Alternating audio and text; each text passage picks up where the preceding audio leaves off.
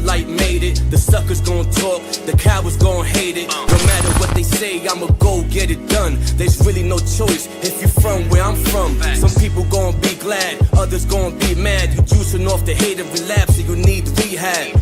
I could show you things, all you see is the rings. Don't get blinded by ice, my brother. Pick a lane, learn a skill that'll get you very well paid. Investing in trades like a monopoly game. All you need is your brain and be willing to change. You'll have obstacles in life, but don't look at it strange. Adapt to your environments, get well-rounded. In the laws of the Most High, stay well-grounded. Things happen and life goes on. Let the haters hate while you stay strong. Don't say I can't have it, 'cause that just makes me want it more. Number one status. Number one. I gotta do good every time before. Don't be mad at me when I get it. Don't be mad, bro. You gon' be mad at me when I get it done. I'ma get it done. Don't be mad. Do what you need to do, there's the king in you. But if talent don't work, it won't be useful. I remember the times of free school lunch. Whatever we didn't eat, moms took it for our brunch. Pops was working hard, now I know how it feels to have extra. He used to bring us meals on wheels. If you know, you know. Free things was a major help. That's why anytime I get, I always try to help.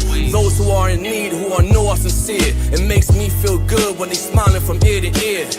Let them be mad, I'm bearing my cross. All my failures was a lesson, never counted a loss. Edomites make way, cause they know I'm a boss. Sitting in the Lambo, while they sit in the porch. And they wondering how, so they try to converse. The ones that smile in your face are usually the worst. Don't say I can't have it, 'cause that just makes me want it more. Number one status. Number one. I gotta do good every time before. Don't be mad at me when I get it. Don't be mad, bro. You gon' be mad at me when I get it done. I'ma get it done. Don't be mad.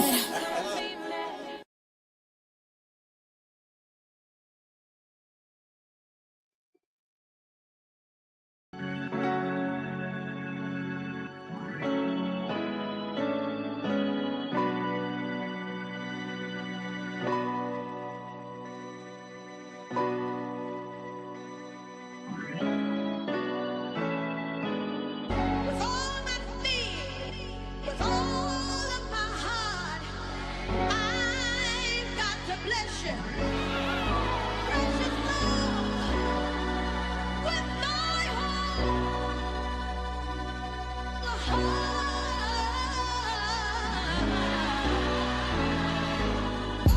Post Katrina, I ain't have nowhere to live. Call my brother Smoke, he told me I could play the crib. He said he had a FEMA trailer and the place was his. And he had a plug on them pills, we could make it big. So I moved in it, kept a tool in it. Money started coming with the do with it. New Year came like a Yankee in a blue fitted. Spot hot, my man Smoke getting too loose with it. New faces coming in and out the trap. Whole time this the place we land, all our hairs at. City told me, Chef, you need to move, that's a fair trap. Come to the crib and shake back before they raid that.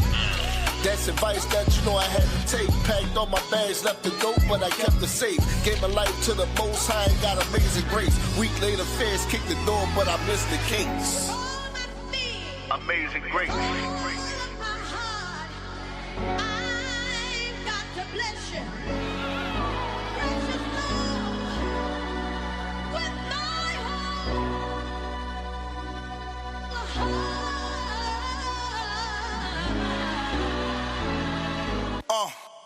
3 open cases sitting in that cell. Replaced the C with an H, I was sitting in hell. I went them up with no commissary, it crushed me. It made me feel like my family didn't love me. That's when I knew that street shit wasn't for me. It opened up my eyes, started searching for him above me.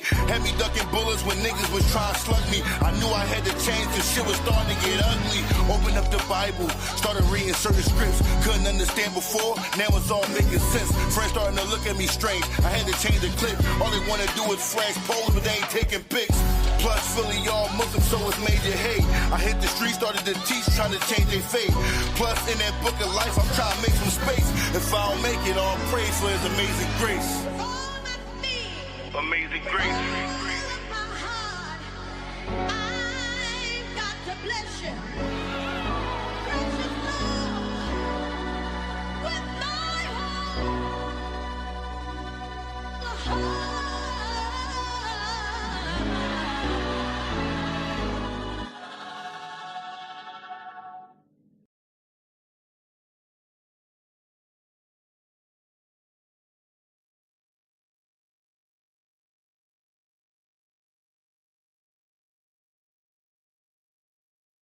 like a lot of people's arguments are like, okay, but in biblical times, they had, multiple wives. So why can't I have multiple wives? Can you afford it? Right, honestly. So it's a practice for the wealthy. Yeah, I think so. But because in biblical times, Yeah. the people that had the multiple wives were wealthy. Right. So let's like talk kings. about the requirements. You just want to be regular degular Joe working a 9 to 5 that paid At the bank. bare minimum, not even at the bank. You a teller at the bank.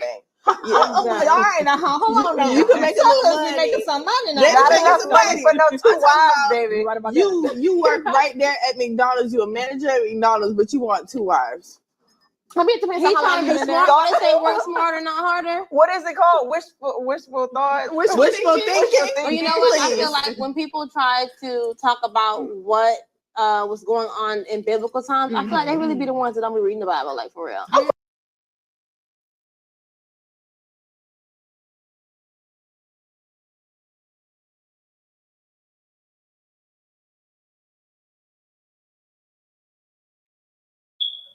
Shalom, shalom, everybody. All praise to the Most High God. We here on this Friday. Happy Sabbath. And definitely, this is a controversial topic that people don't like to talk about. But it's all good. You know what I'm saying? Because there's nothing about the Bible should be controversial. Other than that, I'm going to land there. What you got, Debat? I ain't got nothing, man. Just give all honor, glory, and praises to the Most High Yahweh, by will Yahweh Shai. Hey, all praises. We right back at it again. Another Sabbath here. Week went kind of quick, right? It's they wicked little holiday weekend. So, hey, got a 3-day weekend this week. So, hey, I got a little energy right now. So, Ah, but you can go ahead.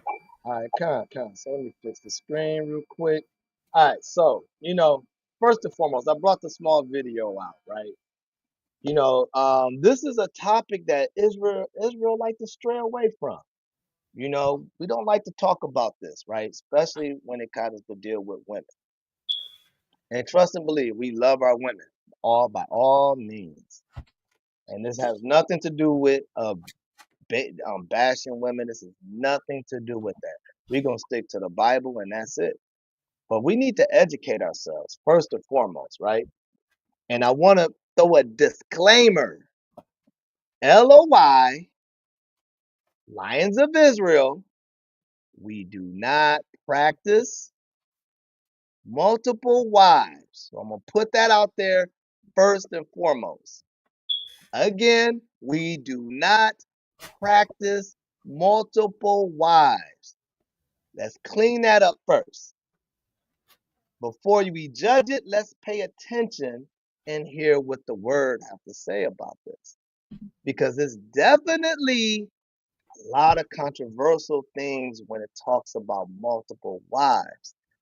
This is one thing that it pulls a lot of people hair out of their head.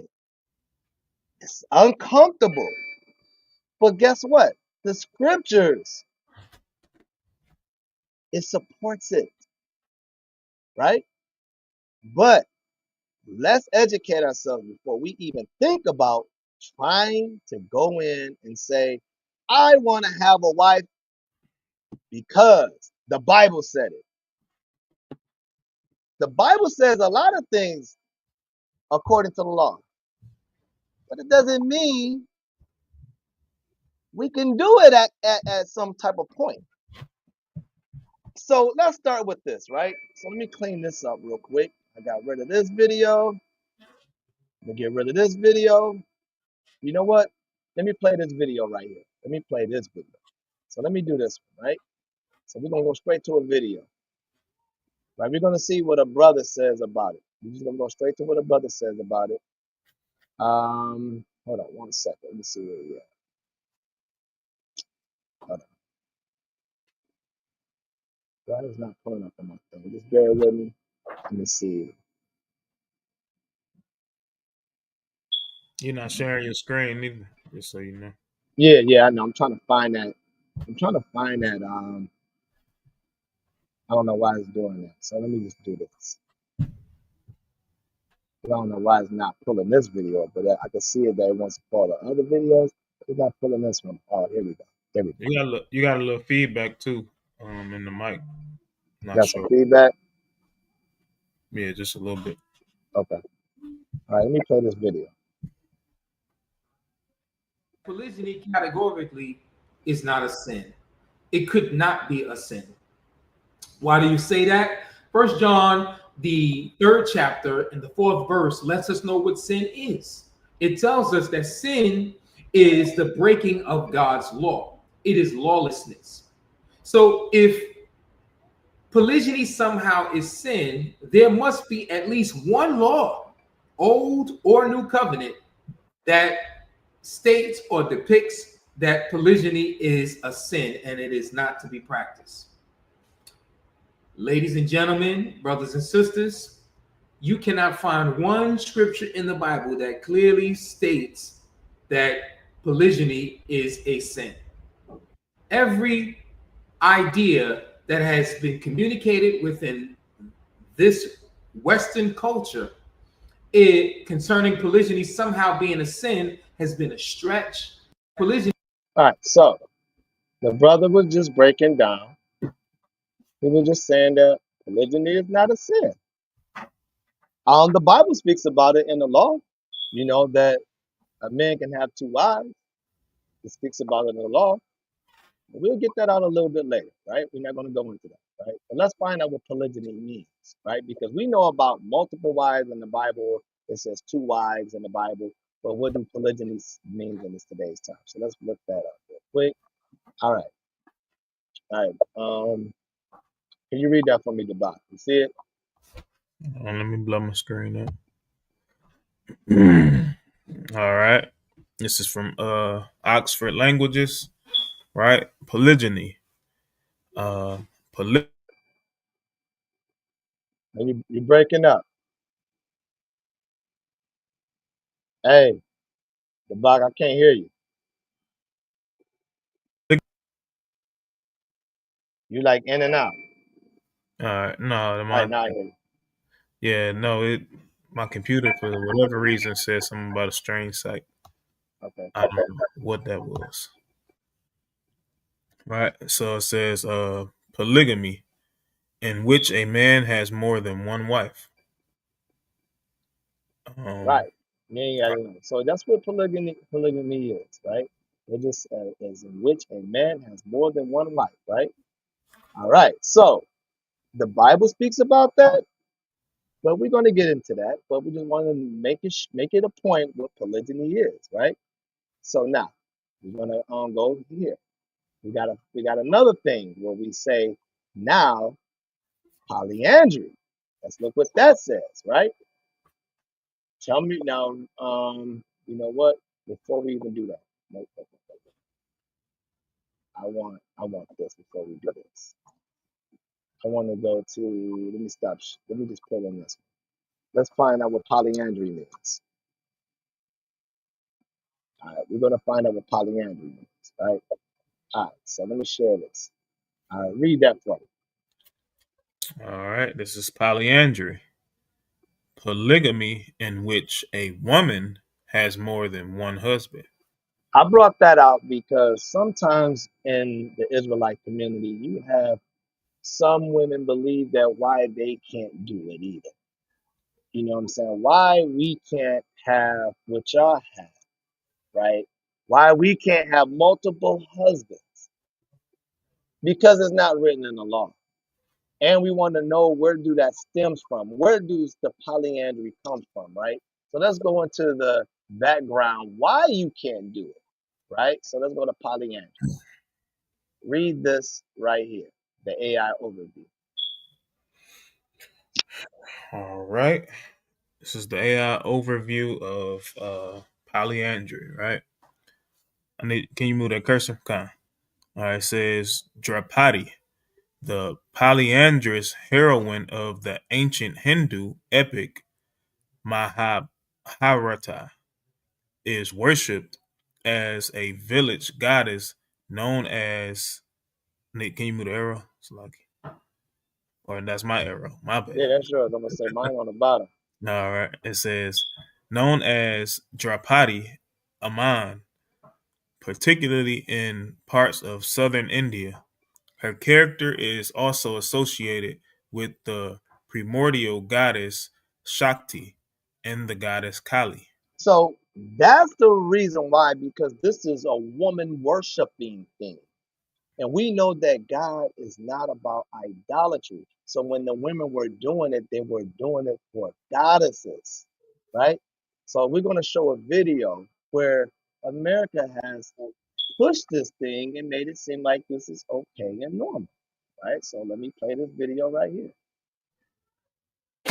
And welcome back to The Factor Uncensored. Thank you for joining us for the second half of The Factor tonight. We're diving into the very fascinating world of polyamory, which we've done here before on The Factor. You may have seen a lot of relationships where men have had multiple women on their arms. My next guests are flipping the switch a bit. Now, Kenya K. Stevens is at the center of her relationship. You're looking at him there. Family portrait. Look at God. Look, listen, that brother said, look at God. Look at God. Show me what God said that was okay in the Bible. Because the only time when we want to talk about a woman had multiple husbands, that was in the book, if I'm not mistaken, John.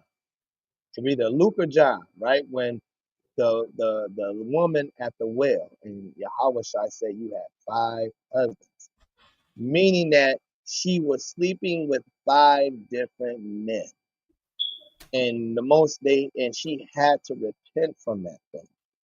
So now you got this woman right here that's saying it's okay to have 2 husbands. And the newscaster said, look at God.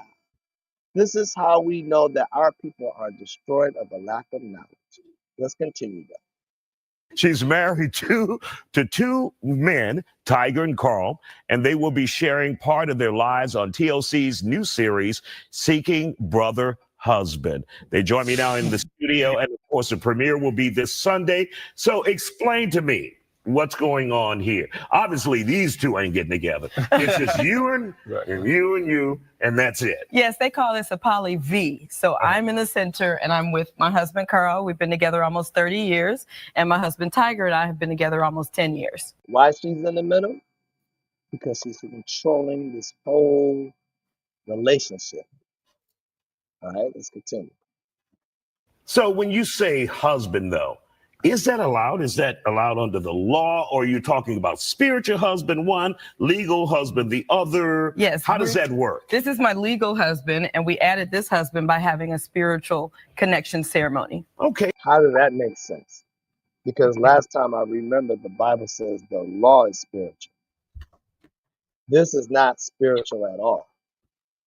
This has nothing to do with God's spirit upon us. How are you going to have a legal husband and a spiritual husband? This is confusing. Yeah. All right, okay, same. And so how did you guys come to this situation?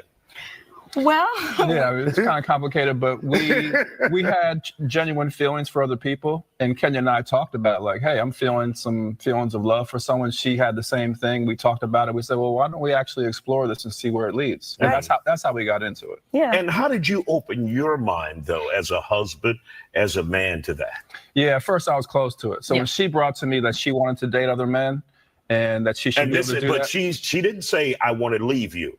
She just said, I want to date other men. Just wanted to date. And at first I was close to that because I had never really heard like a married woman dating multiple men. Like, where does that come from? I've heard of polygyny, one man, many women. Yeah, but he wanted to have other women. He had said that when we first got married. Mm-hmm. So I knew that was one of his goals. And when it started to happen at year 12 of our marriage, I said, well, I would like to get in on that too, because I think it's just fair is fair. So year 12, what happened specifically? So well, he came home. Yeah, he came home from work and just told me how he was having feelings for a woman at his job. And he was traveling a lot and they were traveling together. And so he just was honest about his work wife. And how do you bring that kind of honesty home?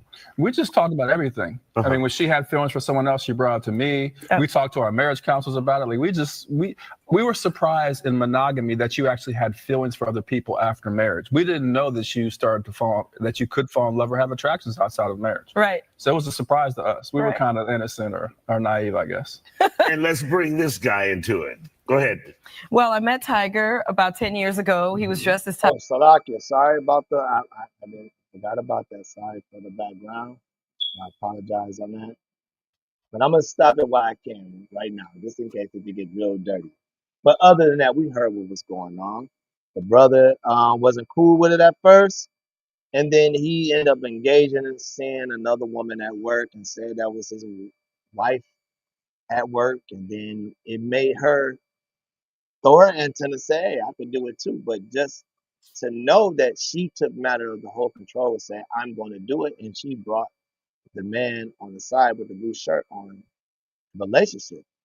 And this is what we call that we don't do because that's not written in the law, right? We dismiss this thing because there's nowhere in the Bible where you can see that and find that, right? This is something that God says. Give me Deuteronomy 23 real quick. Give me Deuteronomy 23 because we're going to make sure we clear that up.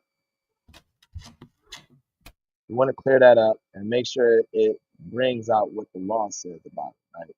So we're going to go to, no, it's in 23, but might be 17, is it? Yeah. Give me verse 17. All right. It's the book of Deuteronomy, chapter 23, verse 17. There shall be no whore of the daughters of Israel. Just stop right there. Read that again. There shall be no whore of the daughters of Israel. Why it says that? Because when a woman sleeps with another man that's already connected with the man, this is called whoredom. This is a woman walking around as a whore. You only supposed to have one husband. Just that simple. You won't find it in the law that the woman can have multiple husbands. So the Bible says in the law there shall be no whore of the daughters of Israel. Right? Jump to 18. No, you know what? Don't even read that. Don't even read that. I just wanted that. Just leave it in. Right? So now we know that this is not what God ordained. But let's talk about being destroyed of what it used to be, right? So let's go into this article right here, right? This is called the manifesto and the end of plural marriage, right? So I'm going to read this real quick. The manifesto, right? We're going to find out what that is. Like, how is the manifesto plays a part in today, right? So let's talk about the plural of multiple wives, right? So let's start here. It says, for much of the 19th century, a significant number of members of the Church of Yahweh Mashiach Yahweh of Latter-day Saints practice plural marriage, the marriage of one man to more than one woman. The beginning and end of the practice were directed by revelation through God's prophets. The initial command to practice plural marriage came through Joseph Smith, the founding prophet and president of the church. You know that he wasn't a prophet, so let's clear that up. In 1890, President Wilford Woodruff issued the Manifesto, which led to the end of plural marriage in the church. The end of plural marriage required great faith and sometimes complicated, painful, and intensely personal decisions on the part of individual members and church leaders. Like the beginning of plural marriage in the church, the end of the practice was a process rather than a single event. Revelation came line upon line, precept upon precept, right? So now let's go into these laws of it, right? Let me start in here. This paragraph right here. In the face of these measures, Latter-day Saints maintained the plural marriage was a religious principle protected under the U.S. Constitution. The church mounted a vigorous legal defense all the way to the U.S. Supreme Court. In Reynolds v. United States, 1879, the Supreme Court ruled against the Latter-day Saints. Religious belief was protected by law, religious practice was not. According to the court's opinion, marriage was a civil contract regulated by the state. Monogamy was the only form of marriage sanctioned by the state. So, in this manifesto letter, what was happening is these were people that had their own opinion saying, no, we don't do polygamy. There's no such thing as multiple marriage because we are offended. So therefore, they changed it and say, we're going to make it a monogamy only. right? This is how it started to begin to separate those ideas of the days of multiple wives, right? So let me continue. Polygamy, the court explained, has always been odious among the northern and western nations of Europe. This is called a Western mindset. This is where a lot of our people formed the Western mindset. The mindset of I'm against multiple wives. I'm against that because that right there is a sin from God, and I don't believe in that. And there's no sin in that because the Bible doesn't say, thou shalt not take on another wife, right? Doesn't say that. So it says the court explained has always been odious among the northern and western nations of Europe. So the European had an idea to change this thing. They didn't want this to continue. Why? Because you have to understand, if we stayed in that, then we continue to multiply and prune the whole earth. We starts to grow. This is really for a fact that we don't get into that. That's what this is all this was. That Israel turned away from the laws. Remember when we read Psalms 83, it says, so we can forget who they are as Israel, that we won't have no more names to remember, right? We're going to forget our culture. We're going to forget who we are and what we were doing. And I'm not saying that you had to have a second wife. I'm not saying that at all. But what I am saying is that it was nothing wrong if a man that was set up financially correct, it wasn't nothing wrong and wasn't frowned upon him having a second wife. This is what the Europeans didn't want because this helps us not to continue to create and fill up the earth. All right, so Latter-day Saints sincerely desire to be loyal citizens of the United States, which they consider a divinely founded nation, but they also accepted plural marriage as a commandment from God. So they even knew that this is the so-called Jewish man that was keeping this, right? They knew about it was written in the Bible. This was commanded by God. Now, it's not commanded that God said you have to have it. It's just state that it was nothing wrong with it. And it says, and believe the court was unjustly depriving them of their right to follow God's commandments. And this is exactly what America continues to do. So we don't continue to follow it. So we're going to put that in the woman's head. So she believes that that's nonsense. You're less of a wife. You're less of a woman. He don't want you. He looks at you like you a piece of crap and you're not worth anything. This is one of the reasons why they say that Israelites does bash women, because they say because we believe in multiple marriages. So they say, oh, that's wrong. You guys don't love your first wife. You mess around, give her this, and then you go to the second wife. It's like they're making it sound like what we do is we dog them and then we moved on. That's how we are setting it up right now, because we got a lot of music that goes around and showing us that the women that we are with, we are called hoes. So we don't call them wives, we call them hoes. So the outside of the people that don't keep the law, they're disrespecting the commandment of God of how to pertain and keep a marriage together with multiple wives. Now we got it into a cool way and call it, now we're pimps. And guess what? By us advertising that thing, that makes the women feel less of a woman. And she should feel less of a woman because this was not ordained of God to make it look like that.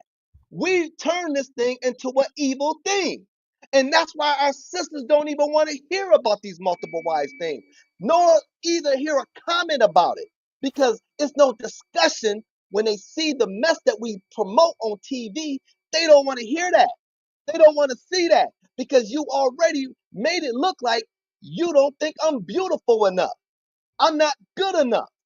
And God never made it that way. It was a beautiful thing at one period of time. And it's still beautiful. It's just that we made it ugly because we have a Western mindset. We allowed the nations to say that this law that God said a man can do, it becomes ugly. And women want to stay away from that. We're going to go why it's important at that time, why we did the multiple wives. We got to educate ourselves before we throw in the towel and say, I don't want to hear this. I don't want to talk about this. This has really irked my spirit. No, we got to talk about that so it don't irk our spirit. Why did God create it that way? Right? Let me continue. I'm going to read down here. Between 1850 and 1896, Utah was a territory of the U.S. government, which meant that federal officials in Washington, D.C. exercised great control over local matters. In 1882, the U.S. Congress passed the Edmunds Act, which made unlawful cohabitation interpreted as a man living with more than one wife, punishable by 6 months of imprisonment and a fine for $300. So you got at the time you were, even now, it's illegal to have another wife according to the state of the United States of America. So now they even said if you do that, you can go to jail for that, right? So they're making God's law corruptible while it's really incorruptible because they stole our understanding how it was really developed. So now it becomes a punishment, right?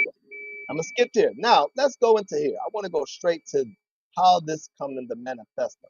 This is the manifesto, right? Let's understand what this is. After 2 decades of seeking either to negotiate a change in the law or avoid its disastrous consequences, church leaders began to investigate alternative responses. In 1885 and 1886, they established settlements in Mexico and Canada outside the jurisdiction of U.S. law, where polygamous families could live peaceably, hoping that a moderation in their position would lead to a reduction in hostilities.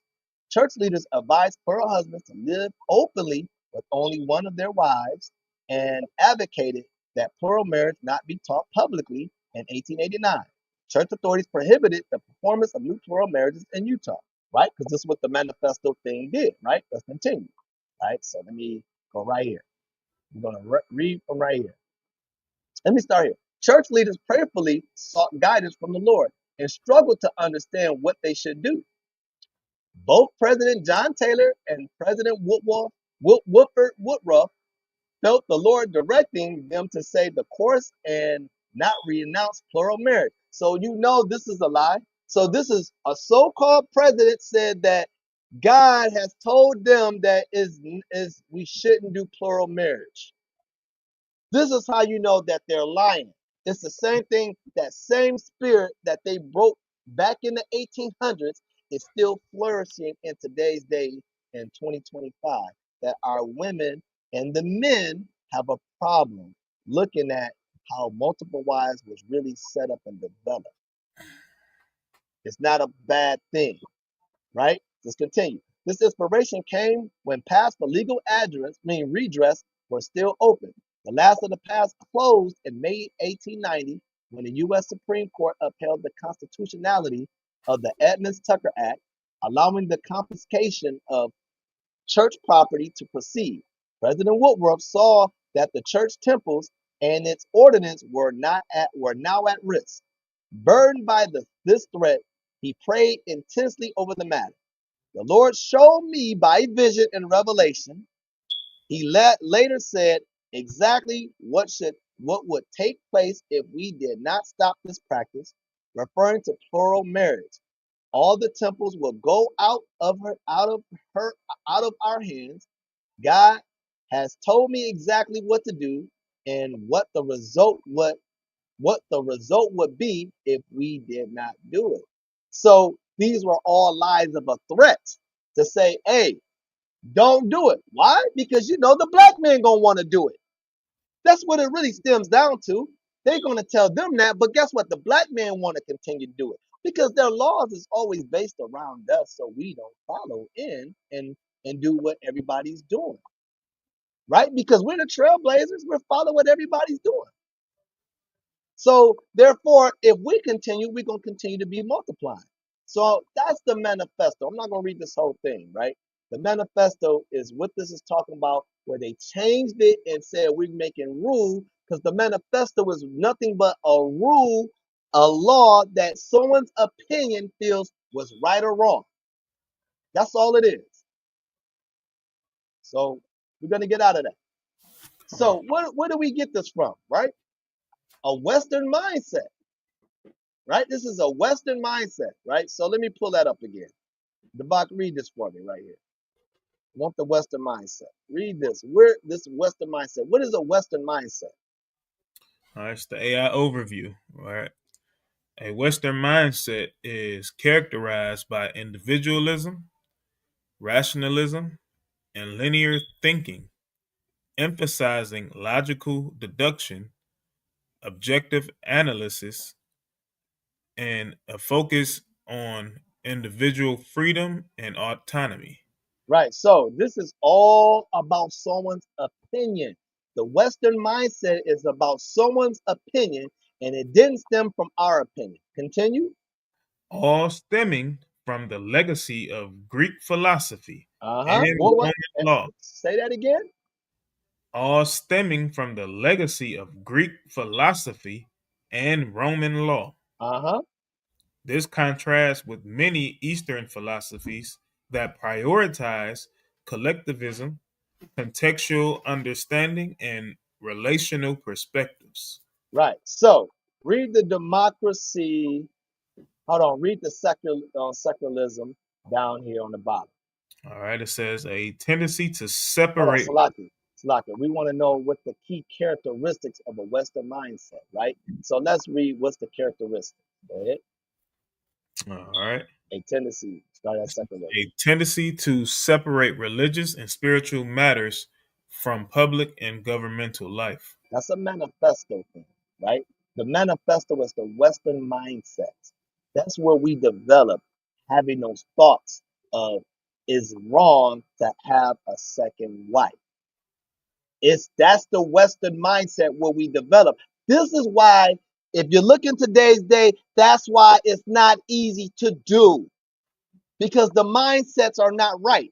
We have to take charge and know that, hey, is it a sin to have a second wife? No, it's not. But have an understanding knowing that the mindset is not there. The mindsets are not there to promote it, to say this is how a great thing is. Now, when we do it, and we do it indecently in order, I have no problem with another man with another wife because it's written in the law. Now, for myself, will I go and do something like that? I say no. But I'm not going to say that, hey, brothers and sisters, it's wrong for a brother to take on a second wife. Hey, all I would say, more power to you, brother. And I hope that you have the means to take care of those wives. Because we can't play the game of saying we want it, but we don't have the money to take care of them. We have to make it all make sense and order. So, but what we need to stop saying that is wrong for a man to say that is nothing wrong with multiple wives. That's what I'm trying to block off. Is nothing wrong with that. We can have a discussion all day talking about it because we've been strongly destroyed by the Europeans to say it's wrong. What's wrong is when a woman say, why I can't do that too? Why? Because we just brought it out that it's come from a goddess. It's idolatry. And God never ordained you to be over a man. It never was set up that way, right? But let's go into the difference of the mindsets, right? This is the Greek mindsets, and this is the Hebrew mindsets. Let's look at this, right? I want you to read this, Debat. We're going to go through why we think the way we think. Let's see who changed our mind. Start off with the left side. All right. It says the difference in the mindset of our spiritual ancestors and the modern mindset. The spiritual ancestors, so Israelites, This is our ancestors, what they thought. Now the modern mindset, we're thinking like the other nations. Let's go ahead. All Start on right. the So left side. with the Greek, how can God serve me? What? Hold on. Ain't that what the women say today? How come I can't do that? How come I can't be in charge? Why you always gotta be the one?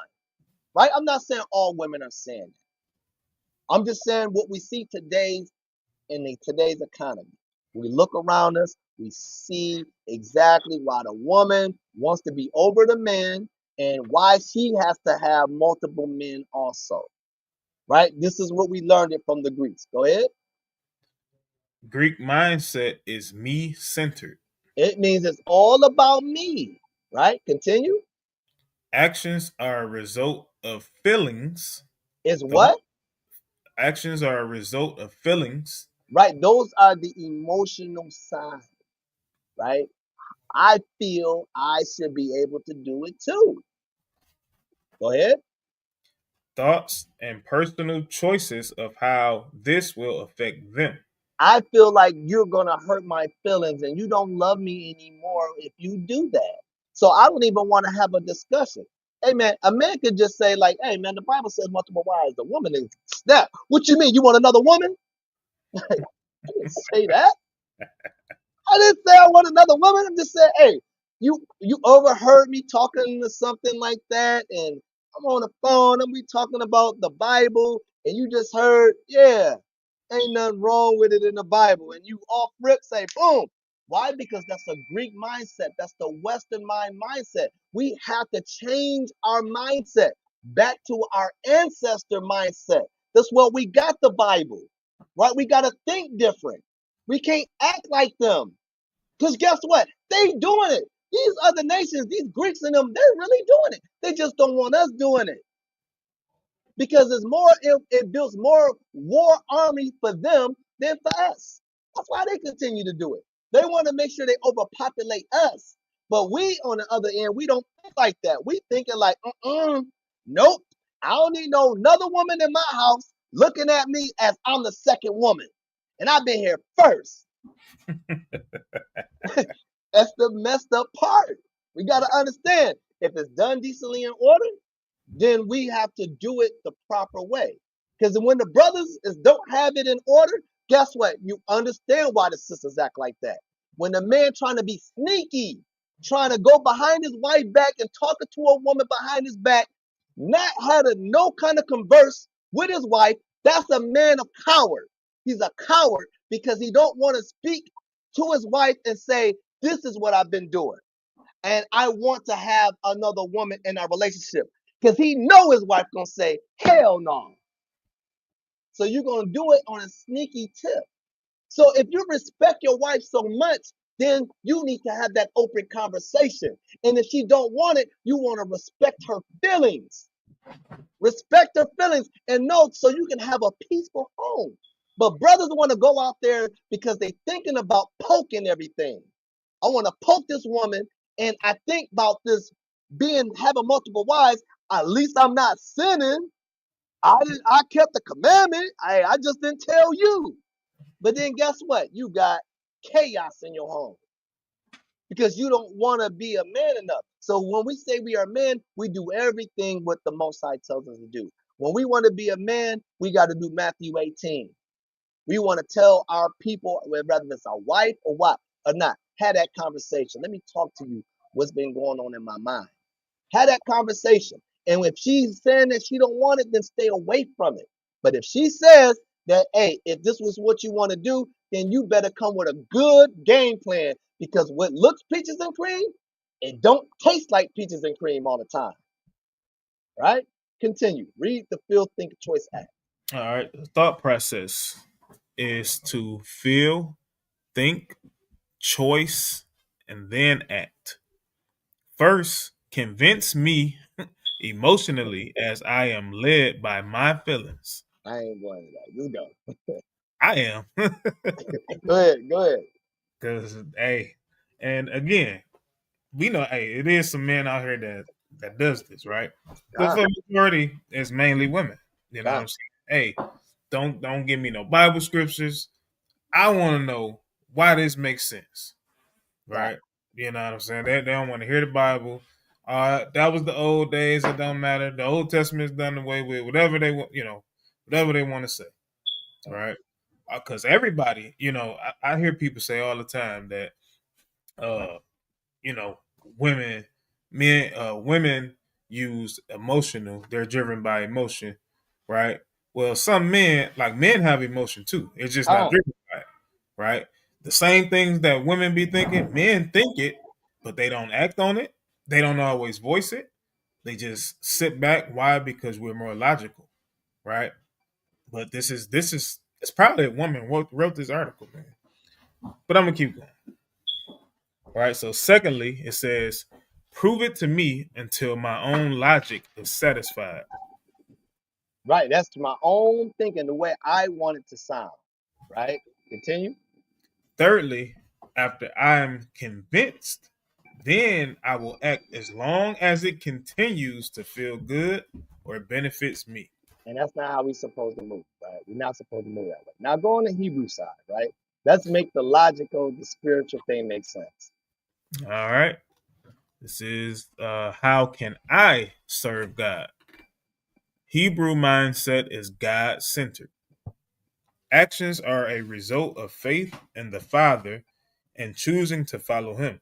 Right. That's what it is. We got to have the mindset of trust in the Lord. So when the Most High said that it was okay to do that, we have to trust in the Lord and have faith in it, not put our own opinion in it and say that's not what God's meant to say. That's not what God wanted to say. No, we got to not have that mindset. We got to have faith that God knows best. Continue. Says the thought process is faith, choice, act, and then feelings. All right. First, I study Yahweh's word and make a choice to put my faith and trust in Him. Uh-huh. Secondly, I choose to learn His ways and walk in them. Thirdly, as I continue to grow spiritually and follow Him, He helps me to understand the wisdom of His ways. Lastly, I experience His blessing, and as a result, there is abiding joy in my life. Right. When you understand the laws of God, it should be joy in your life, right? Give me Psalms 19 and 7. Give me Psalms 19 and 7. Right? All right. This is the book of Psalms, chapter 19, starting at verse 7. The law of the Lord is perfect. Isn't it? Oh, hold on. It has some imperfection in it. It says what? The law of the Lord is perfect, Uh-huh. converting the soul. The testimony of the Lord is sure, making wise the simple. So when we stick to the laws of God, it makes us wise. When we stick to the Greek Western mindset, it makes us simple. Because now we become against what God said was good. We turn that good and say it's bad. So we have to understand the law that God put in is perfect, right? So now let's go do this, right? So now give me First Corinthians, right? 14. I forgot the name of that. What is it? 14. I think it's 14:39, I think. Do everything decently in order, 13 to 4, 14 to 41 of them. 14:40. 14. Let me go ahead and pull it up. Right? So before we do anything, right? That's because we're going to go into the order. If you want to talk about you want to get another wife, let's do things decently in order. Go ahead. All right, it's the book of First Corinthians, chapter 14, verse 40. Let all things be done decently and in order. Everything needs to be done decently in order. So if you want a second wife, have that conversation with your wife.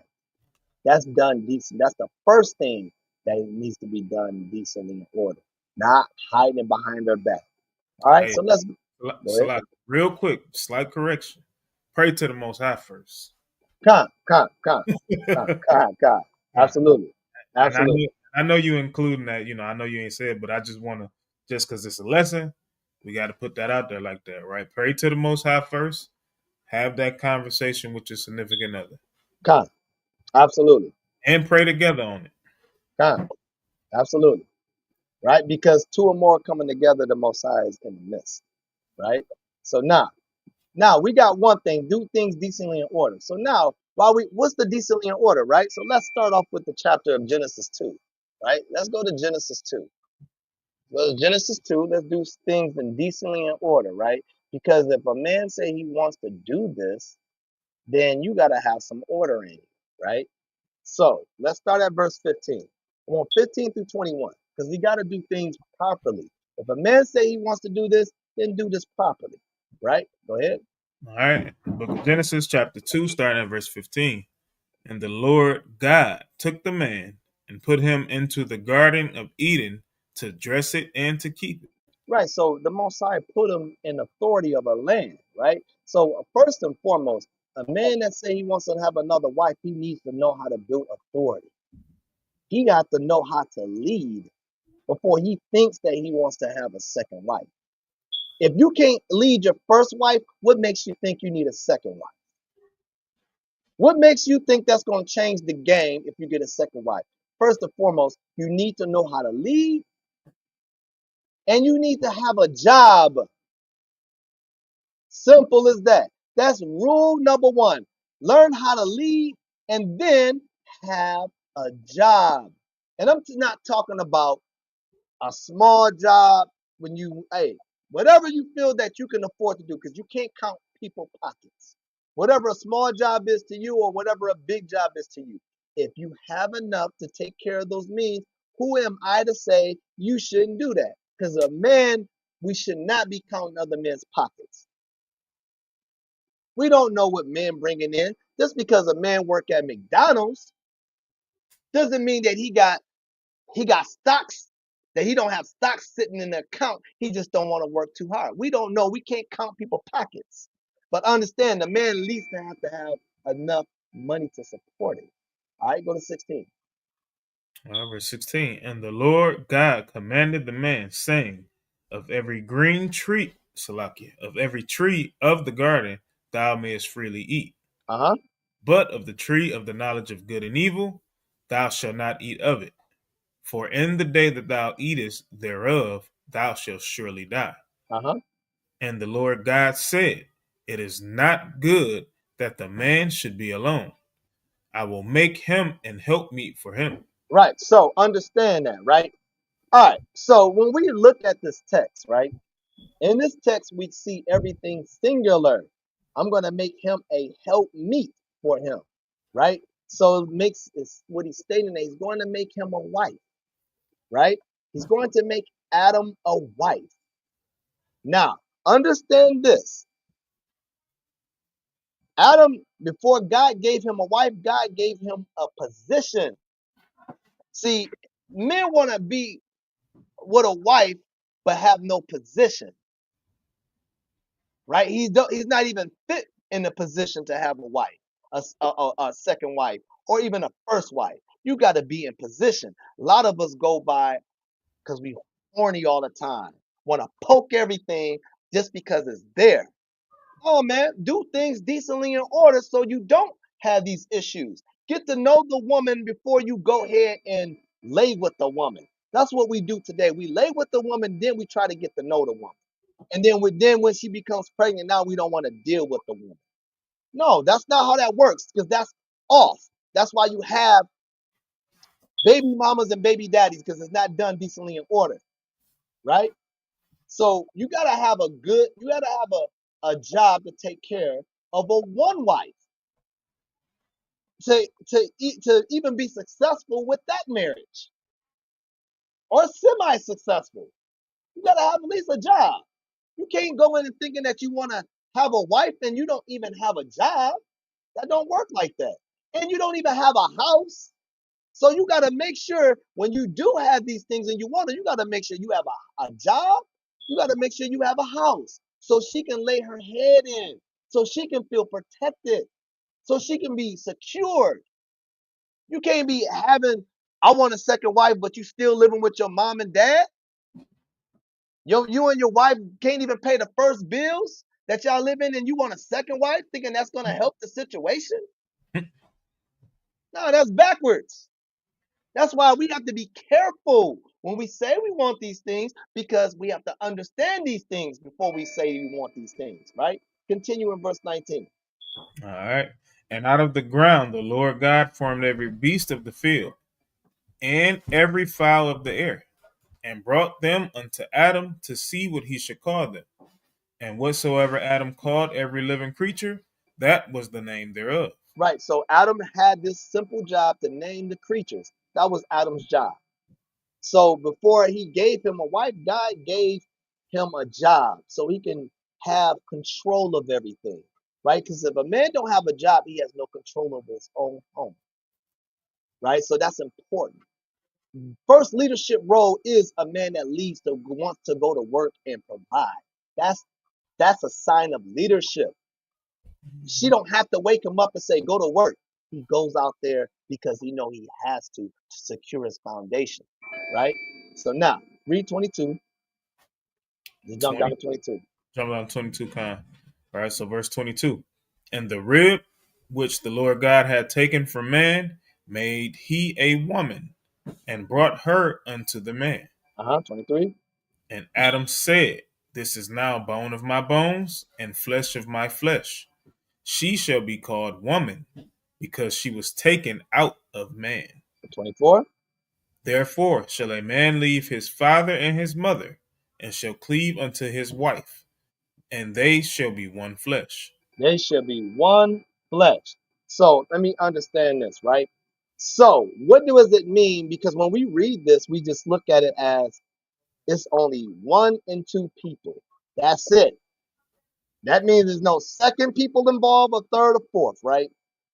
Understand with this one flesh, it means one mindset. So no matter what, if you have one wife and you decide to marry her, she becomes one flesh. If you have a second wife and you marry her, you become one flesh. This doesn't mean that it's just stating that God ordained it to only be one wife and one man. He's just putting it in the direction what a husband and wife really is. So no matter if you have one wife, she becomes one flesh of you. Why? Because when we enter into a woman, we become, and when the man release, he's letting out his life into her. His life going into her. And so what's life? Spirit. So same thing when he sleeps with another woman that he's claiming to be his wife, that becomes his second wife. They become one flesh, one mindset, and one spirit. Even though in this context, he's only speaking about Adam and Eve. But understand, one flesh and a wife and a man, it doesn't mean that this doesn't pertains that God only meant and ordained it to be one man and one woman. Because we can go further and find that. Right? So now let's prove some things, right? Give me Genesis 4. Give me Genesis 4:19. Right? Let's find out. Let's go in Genesis 4:19 and start at 22. Let's see what one of our forefathers did, right? All right. You want to start at 22 or 19? Start at 19. Yeah, 19. All right. It's the book of Genesis, chapter 4, verse 19. And Lamech took him 2 wives. He did what? He took unto him 2 wives. Uh-huh. The name of the one was Adah, and the name of the other Zillah. All right. And now you go to 23. All right, jumping down to 23. Oh, no, Salaki, read the children. Go ahead. All right. And Adah bare Jabal. He was the father of such as dwell in tents, and of such as have cattle. Uh-huh. And his brother's name was Jubal. He was the father of all such as handled the harp and organ. Uh-huh. And Zillah, she also bare Tubal Cain, an instructor of every artificer in brass and iron, and the sister of Tubal Cain was Naamah. Read 23. And Lamech said unto his wives, Adah and Zillah, hear my voice, ye wives of Lamech. Hearken unto my speech, for I have slain a man to my wounding, and a young man to my hurt. I just want him right there. I just wanted to hear the discussion that he was talking to two of his wives. And we're going to understand, like, we don't know what Lamech was going through with his wives, right? Because the Bible doesn't speak on it. Understand that in circumstances, right? Why men had two wives at that time. And doesn't mean this was his circumstance. I'm just putting out there for an example. One, let's just say Adah, right? He had a baby with, he had a baby with Adah. They buried Jabal. Now let's just say Adah couldn't even have no more children, right? Let's just say her uterus was weak, webby, couldn't hold a child. So therefore, maybe Lamech was like, I wanted to have more than one child, right? So therefore, he picked up another wife, right? Zilha, right? So she buried Jabal, and then he also had a brother named Jubal, right? These were the two kids. Maybe she couldn't bear no more children. So then Zilha comes around. Zilha, she had bare Tubal Cain and instructing the Artificer. So she only had one child. Maybe he wanted to have three children. And I'm not saying this is true, but maybe that's what he wanted. Three children. But his one wife couldn't bear three children. So he took on another wife. Because all that was doing at that time was to build legacy. So the legacy to continue on with Israel. This is why God ordained it, for a legacy to continue. And it was to be multiplying on the earth so we can make a broadening thing of we can continue to grow as an inheritance. Let the bloodline continue to grow, right? It was always a certain case, right? And then some of them were maybe, just wanted to have a second wife because they can. But understand, the order that we need to think of as today's time, if you're going to do that, good luck with that. Because the women are now thinking in the Western mindset. They're not with that. But if your wife is with that, make sure you keep the order. Have a job, be a strong leader, and have that conversation with the Most High in her. Because then everything can work in your favor. But when you make one little slip up, that's when chaos. Because everything, like the Bible says in 1 Corinthians 14:40, let everything be done decently in order, right? So I just wanted to bring out Lamech had two wives, right? So now we're about to read. Let's go to Genesis 29, right? So this is something where it was out of order. Matter of fact, let me do this. Let me do this real quick. I'm gonna show this video real quick. Let's go on a commercial, then I'm gonna show this video. Before we go there.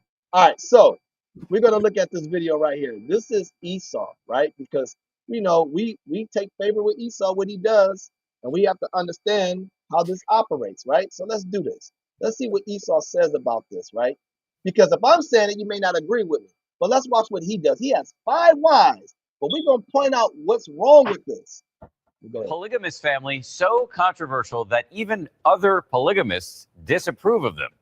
Brady Williams and his 5 wives and 24 children are letting in the cameras in ways you've never seen. He has 5 wives and 24 children. Hey, a lot of us will look at it like, that's too many kids. No, you taking our custom. You took our custom that what we should be doing. But since we believed the lie in y'all and told us we can't do it, but then y'all end up doing it. That's the problem with that, Israel. Right? Don't fall into the trap. Let me continue. Before, and ABC's Cecilia Vega traveled to Utah to meet this very large, very unusual family. 6 a.m. It's a normal start to the day in the Williams household. Husband Brady gives his wife Polly a kiss on the cheek. A few rooms over, a quick cuddle with wife Rhonda. Then a smooch for Robin, another for Rosemary, and finally, wife number 5, Nani. Hey, everybody! Hey, I would say only thing I see in order is that it looks like he has the means to take care of that. He has different properties on the same land where he goes and see different wives, right? Now, one thing I would say about the one scene I would say will probably call controversial unless he has a law in his house, how he does it. I probably wouldn't be taking my time sleeping in the bedroom with one woman. I'll probably have to have my own bed, my own room, just to eliminate the piece. And that's again when you. eliminate the problem. Kind of, when you look at the breakdown of a house or even a blueprint, and that's why it literally says master bedroom. I'm saying, it don't mean that the woman never slept in there, but it was always the man's literal bedroom. And then all the other bedrooms of the house, you know what I'm saying, will belong to the woman or women and children. And when you go into the Bible, when you read about the book of Esther, what did he have? He had his own separate place where Esther couldn't come in unless he told her to come. Right? It was set up like that. Right? But that's the way I say he has something in order. Let me continue. Welcome inside the world of Brady Williams, a polygamist unlike any you have ever met. I really consider myself a feminist. There it is. There it is. Let me rewind that. Let's hear that again. Ever met. I really consider myself a feminist. The Bible said there would be no feminine in the kingdom. So guess what? This is off. You know why it works for him? Because all 5 of them are controlling him. They're controlling it because you just said it. I consider myself as a feminist. So that means that you lower your manlyhood to cater to their needs instead of you being the man. So black men, if you want to have a multiple wives, don't think like him because you're gonna be run to the floor.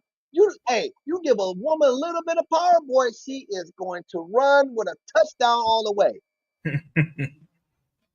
She gonna Randy Moss you all day. Nah, hey, she gonna Forrest Gump you when he kept running up the stadium. God. Right? Let me continue with this. There is no way the 5 women sitting here are equal to the one man of this house. Certainly, polygamy has been patriarchal, right? The man is in charge. But I like to think that we've evolved and are still evolving. See, these people don't keep the laws of God. That's why we don't do that. Don't follow that. You got to be a whip in order to make this work. That's what he's telling you. Right? Let me continue. What you thought you knew about polygamy? Think again. This family is so out there, they're even shunned by regular polygamists. The Williamses used to be fundamentalist Mormons, but not anymore. Dad's gonna go get dinner. Everybody. Now they are pro-gay marriage. They have an occasional drink. Oh my God. Did he say pro-gay marriage? Mm-hmm. This is what I'm talking about. And you never learn from your enemies. That's the way they think. But then they'll tell you, though, you can't do it. It's illegal. But they mess around doing this, right? This is crazy. I'm going to stop it right there. I just wanted to show that. To show you that he has 24 kids, 5 wives, and he's a feminist. But no, that's not beauty. That's an ugly thing. Because guess what? I look at multiple wives as a beautiful thing. It's really about helping one another. When you do it and you have the means and you have everything in order, it becomes beautiful. God designed for that. It's beautiful. If you really think about right now, it can help take away a lot of the pressure on the women today if it's done properly in order. If you send your man, well, let's say this. If the man decides to say, hey, I'm thinking about going this direction and I want to bring another wife in, I would tell the brother, if he was going to follow these rules, and you did the right thing to letting her know, you also have to let her meet that woman. Before you think about laying down with that woman, let her meet that woman. And if you see that they're not getting along, you better cut it short. Don't follow in and just be like, man, she's just cold. I got to keep her though. I know they're not getting along, but I'm going to figure it out. No, you ain't figuring nothing out. You're going to figure a new headache. That's what you're going to figure out. So you got to think about that. You need to make sure she's involved and not be in the same room. Oh, I let they sleep in the same room. No, off. They need to have separate quarters. They need to maybe even have a separate home. So if you got the means, make sure you can be able to take care of that. But if you got the means, if you want to keep in the closed quarters in a home, that's you.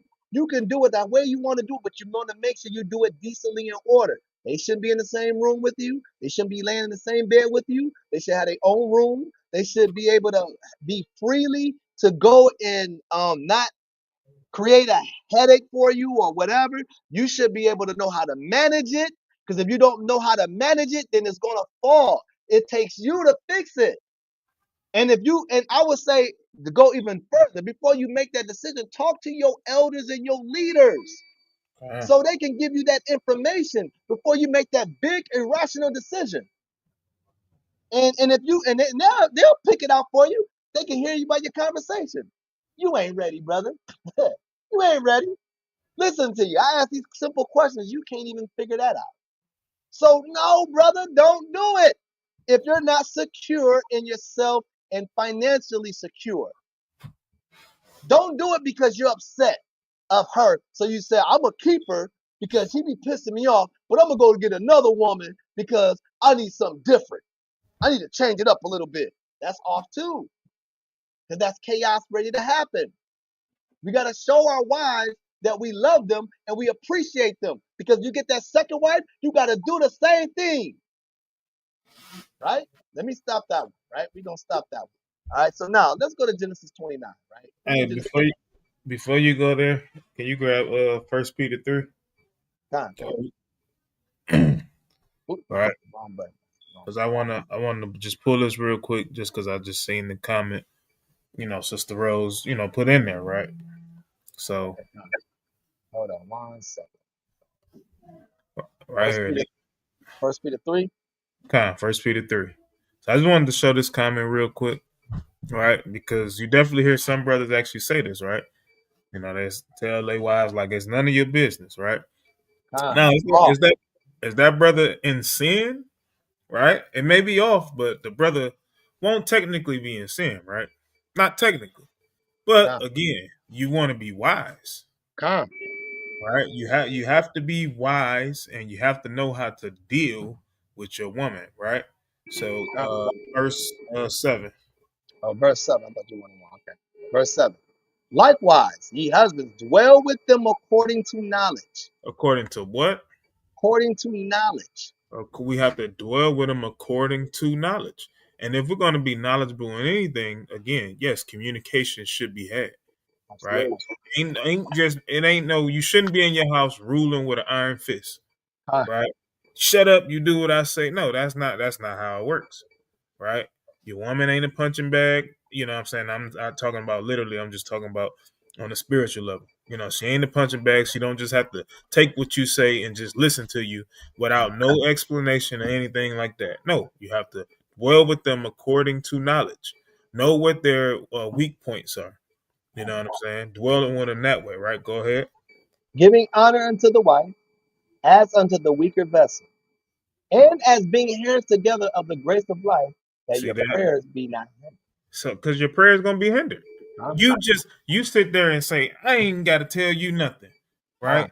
I'm gonna do what I'm gonna do. Hey, I said this is gonna be my wife, regardless of how you feel or whatever the case is. This is what it's gonna be, right?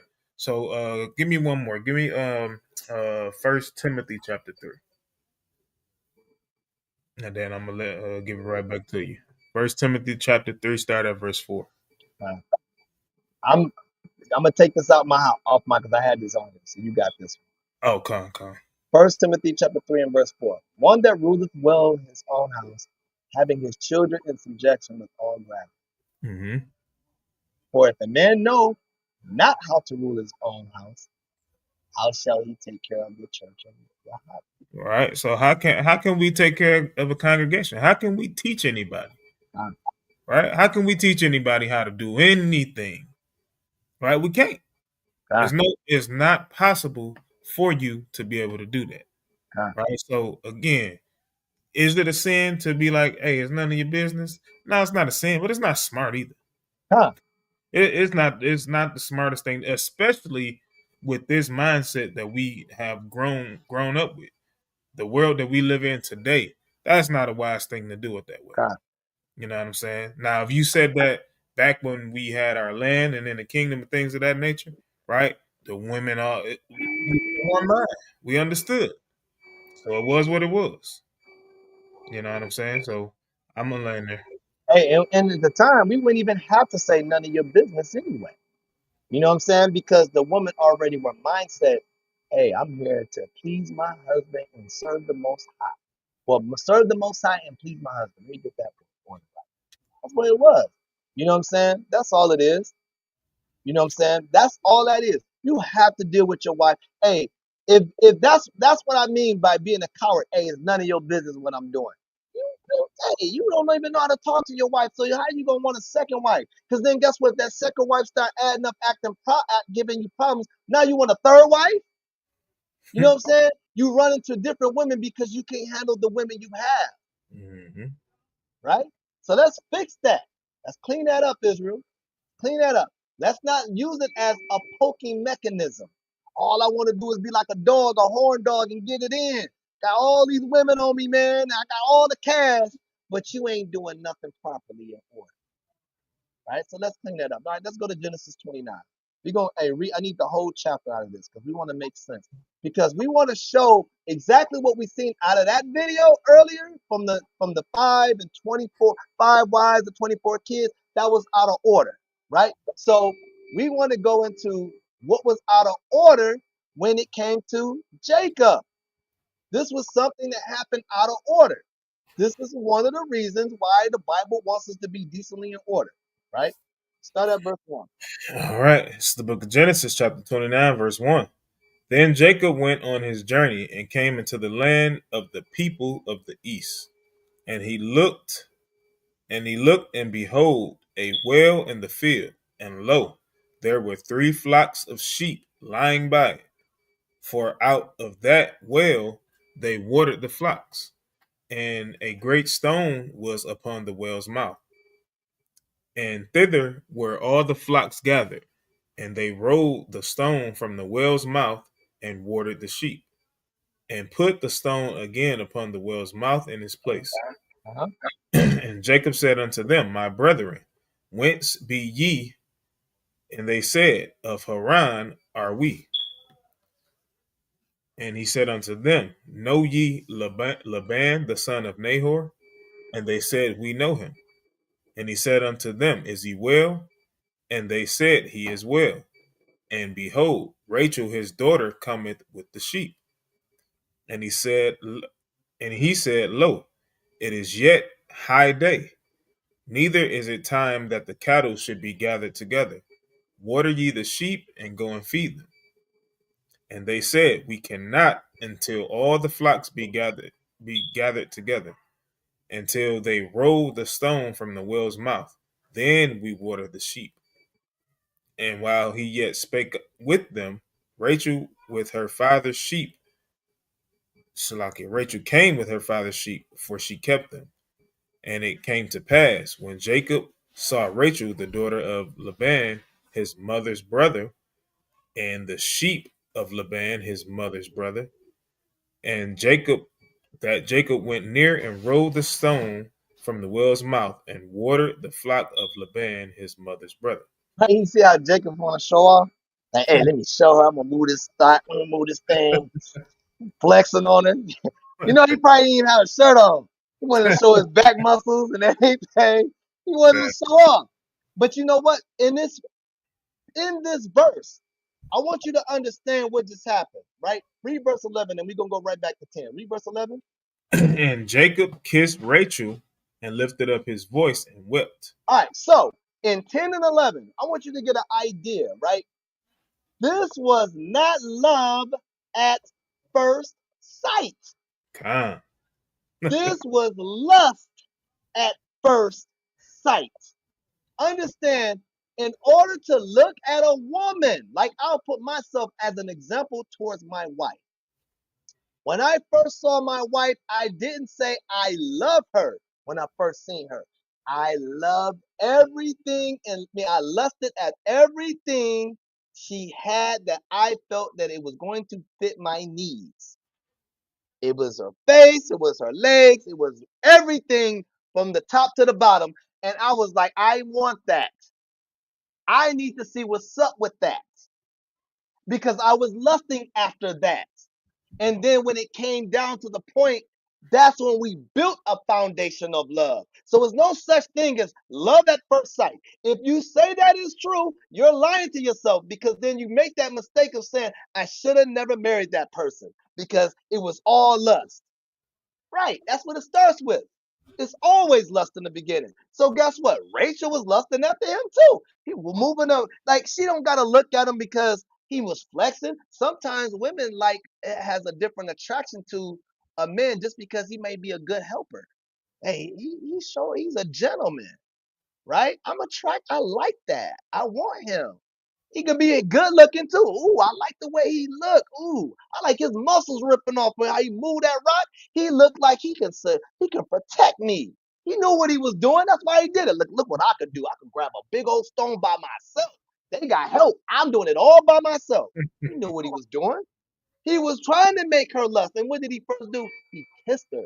Not because he loved her. He found beauty in her and was like making his round of you. I want you. Simple as that. Go ahead, read 12. And Jacob told Rachel that he was her father's brother, and that he was Rebekah's son. And she ran and told her father. He didn't even know who she was. He didn't even know who she was. That's what lust do. You don't even know who they are. You just do it. Right? Continue. And it came to pass when Laban heard the tidings of Jacob, his sister's son, that he ran to meet him and embraced him and kissed him and brought him to his house. And he told, you know what? Jump down. We're gonna skip a lot of more. So go to 16. all right, verse 16. And Laban had two daughters. The name of the elder was Leah, and the name of the younger was Rachel. Uh-huh. Leah was tender-eyed, but Rachel was beautiful and well favored. Right. So we're gonna make Leah look better. You know, the Bible says she was tender-eyed. That doesn't mean that she was ugly. And that doesn't mean also all the time she was cross-eyed, right? Weak-eyed. She just may not look better than Rachel. Like we not because one thing we gonna say, hey, the women of Israel, we dominate any women in the world. Simple as that. I don't care what you bring to the table. You're not beating God's women that God given. You're not beating the women of God that God has given to men. You're not beating it. I don't care what it is. So what we say about Leah was tender eyed, it may not, she was maybe not had the look like Rachel. Because it said Leah was tender eyed, like, yeah, Leah was all right, but Rachel was out cold. You know what I'm saying? So you got to understand, men do play favoritism when it comes to women. That's just what it is. It's written like that. You know what I'm saying? They do have favoritism. That's why it's a law against it. That's why God had to put it in the law that a man should not have favor over his first wife or his second wife. You have to love them the same. Hey, pull that up in the blue letter. Oh, tonight, Tender. Yeah, pull up tender in the blue letter. Because I know we definitely, during feast days, made jokes and said like, oh, you got the ugly mama. God. You know what I'm saying? But that's literally what it means, right? Tender, soft, delicate, right? Not weak, like, they just can't lift nothing or don't know nothing, but just real soft spoken, right? You know what I'm saying? You dealing with a woman that don't talk a whole lot. You don't really want to deal with it. you like, but then it's somebody that you actually, you know what I'm saying, they beautiful and they got good conversation. You know what I'm saying? Of course you're gonna be more attracted to that. And that's what he wanted with Rachel. God.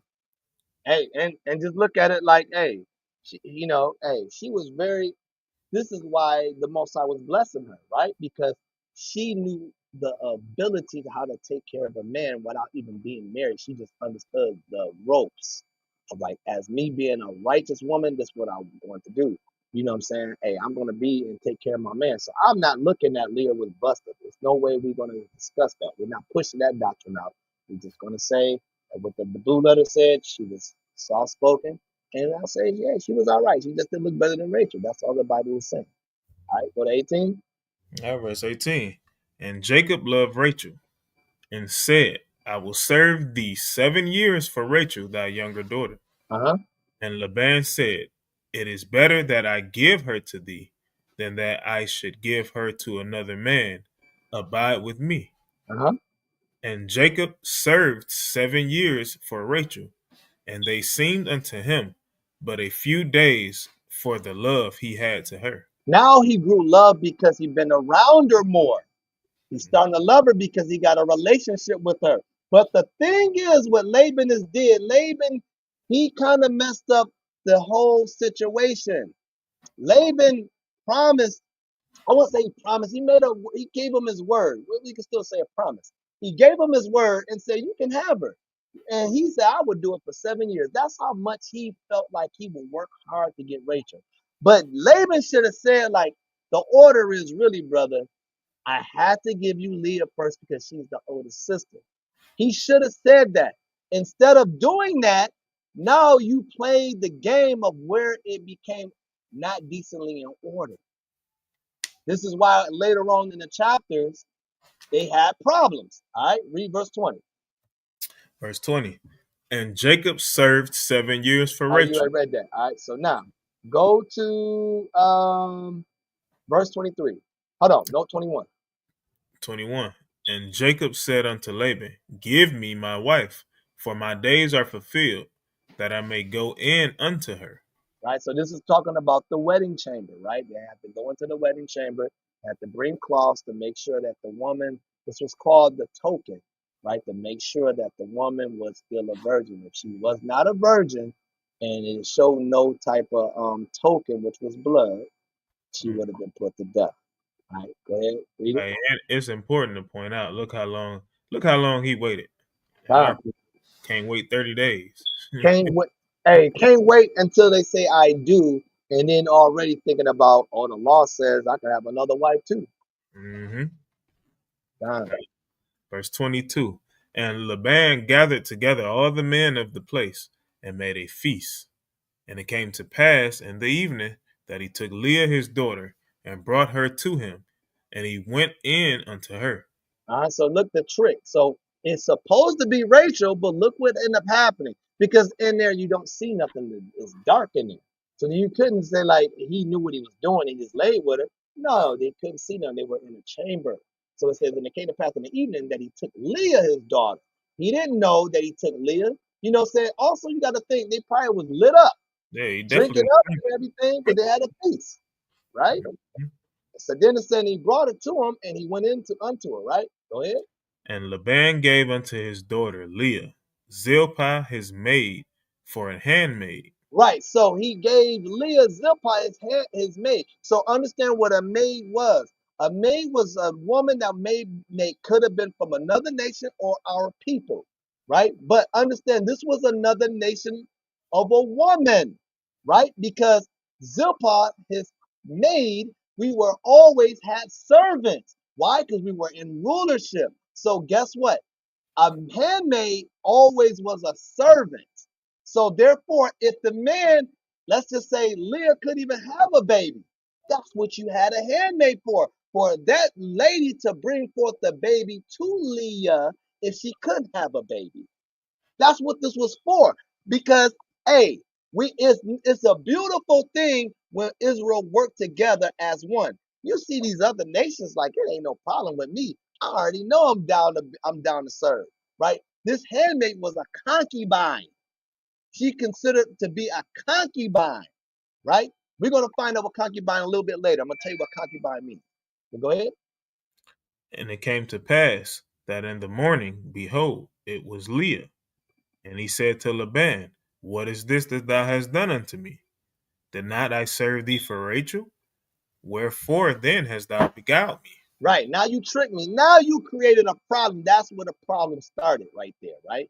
Because Rachel loved him too. She knew it was her wedding day, but guess what? Laban set this up. Let's see what Laban said. And Laban said, it must not be done so in our country, to give the younger before the firstborn. Why is that? Because when in that time, if the oldest got married before the young, I mean, if the youngest got married before the older, it looked like it was a shame. So he didn't want to put shame in his house. That's why Laban did that. But understand, you should have been open and been real about that, because now what you did, you created sister and sister hating each other. And for one, this is the law that this was something that should have never been done, because in the law, a man cannot take on another woman's sister to make her jealous. So that law's been broken. That's written in the law, right? Continue. Fulfill her week, and we will give thee this also for the service which thou shalt serve with me yet 7 other years. Uh-huh. And Jacob did so and fulfilled her week, and he gave him Salaki and gave him Rachel his daughter to wife also. Uh-huh. And Laban gave to Rachel his daughter Bilhah his handmaid to be her maid. And remember what I said earlier, right? If you know the story of what Rachel couldn't bear too many children. At the beginning, she couldn't bear children at all. So later down the story, you see that Rachel used her handmaid to bring in the inheritance for Jacob. See, this is why I said it's nothing when you look at how the pattern that God set it up. It was not to be just walking around with two women and acting like you a pimp. It was nation building, right? Because without Bilhah, right? Without Zilpah, it wouldn't be the 12 tribes. It wouldn't be I wouldn't even say, still the 12 tribes, because we know that Ephraim and Manasseh got grafted in, right? From Joseph. But what I'm just saying, it still wouldn't be the 12 tribes, no matter what. That's what God set it up. And it wasn't Bilhah's child. It was Rachel's child. Because that's what they were used for. Because let me give the definition of concubine. I'm gonna have to read it because I can't pull it up. I'm looking in the Zondervan Bible Dictionary. What is a concubine, right? So we can understand what a concubine is, right? Let me grab that real quick. All right, concubine. This is in the Zondervan Compact Bible Dictionary, page 116. Concubine, a woman lawfully united in marriage to a man in a relation inferior to that of the regular wife. So the wife is over her. This is why she's a concubine, because she has no authority over Rachel or Zilpah. Don't have no authority over Leah. She was just told what she was supposed to do. Same thing as Hagar, right? Sarah couldn't bear a child, but they didn't believe that Yahweh said they will have a child. And guess what? Sarah decided to say, you just go ahead and go into Hagar, because you know why? She wanted her husband to create a legacy. So that's the mindset our people were in. Now today's the women mindset is not thinking that way. If you got a woman that can't bear a child and you say, I want to have a child, you know what she gonna say? Well, it ain't, hey, I can't bring one in to help you out. So, hey, you just gonna deal with it, or we just gonna adopt. And that's the mindset our sisters are in right now. Instead of him want to bring his own legacy in. We don't have that mindset. That's why I have to be very careful trying to get multiple wives and understand what multiple wives were for. It was to help keep the legacy. Wasn't about whoring around being a pimp. It was legacy continuation. Now you know what Right? they do now. They introduce surrogate, so you don't actually have to sleep with her. She can just get your Absolutely. sperm. Absolutely. Which is wicked as hell. Right? Let's do things what God told us to do. Right? Continue. Where we at right now? So read. All right. So now go to verse 30. Go to 30. Verse 30. And he went in also unto Rachel, and he loved also Rachel more than Leah. The And law says that we're not supposed to have favor with our wives. That's where Jacob was off at. So Jacob favored Rachel, even though he rightfully chose her. But Laban created this mess. This is why you don't see Rachel and Leah getting along in this. Because Laban started this stuff. That's why when you're doing something like that, it needs to be done properly in order. This wasn't in order. Just because we can see it didn't work with Rachel and Leah, because we have to understand it wasn't in order. It doesn't mean that it can't happen now. If you do everything in order and do it right and have the means to do it, it can work. Let's not say it can't work. We don't know how it's developed. We know that the mindset is not right, but we can't say it can't work because we don't know. We just know that if we do it right and you have honest, righteous women that know how to work together, then it can work. But until then, if you don't have honest, righteous women and a righteous men, it won't work. All right, go ahead. And when the Lord saw that Leah was hated, he opened her womb, but Rachel was barren. Uh-huh. And Leah conceived and bare a son, and she called his name Reuben. For she said, Surely the Lord hath looked upon my affliction. Now therefore my husband will love me. All right, so we ain't gonna read the whole thing right now because I know. Now let's go to chapter 30 real quick. Let's go to the next chapter. All right, so let's start at verse 1. All right. Let's see the argument kicking in. Genesis chapter 30 and verse 1. And when Rachel saw that she bare Jacob no children, Rachel envied her sister. There we go. Now it's a problem going on in the house. Go ahead. And said unto Jacob, Give me children, or else I die. She being dramatic. You don't give me no child, I'm gonna die. Being dramatic. But be careful. Take these stories as what they are. You know what I'm saying? Because these little things that you start feeling some kind of way become dramatic. Women can get dramatic. Because you know why? Rachel feel territorial. This is my man. It was never supposed to be you, Leah. Because that's one thing about a woman. She's very territorial when it comes to her man. And rightfully so. But she has to understand the balance. You know what I'm saying? God is all about balance. Right?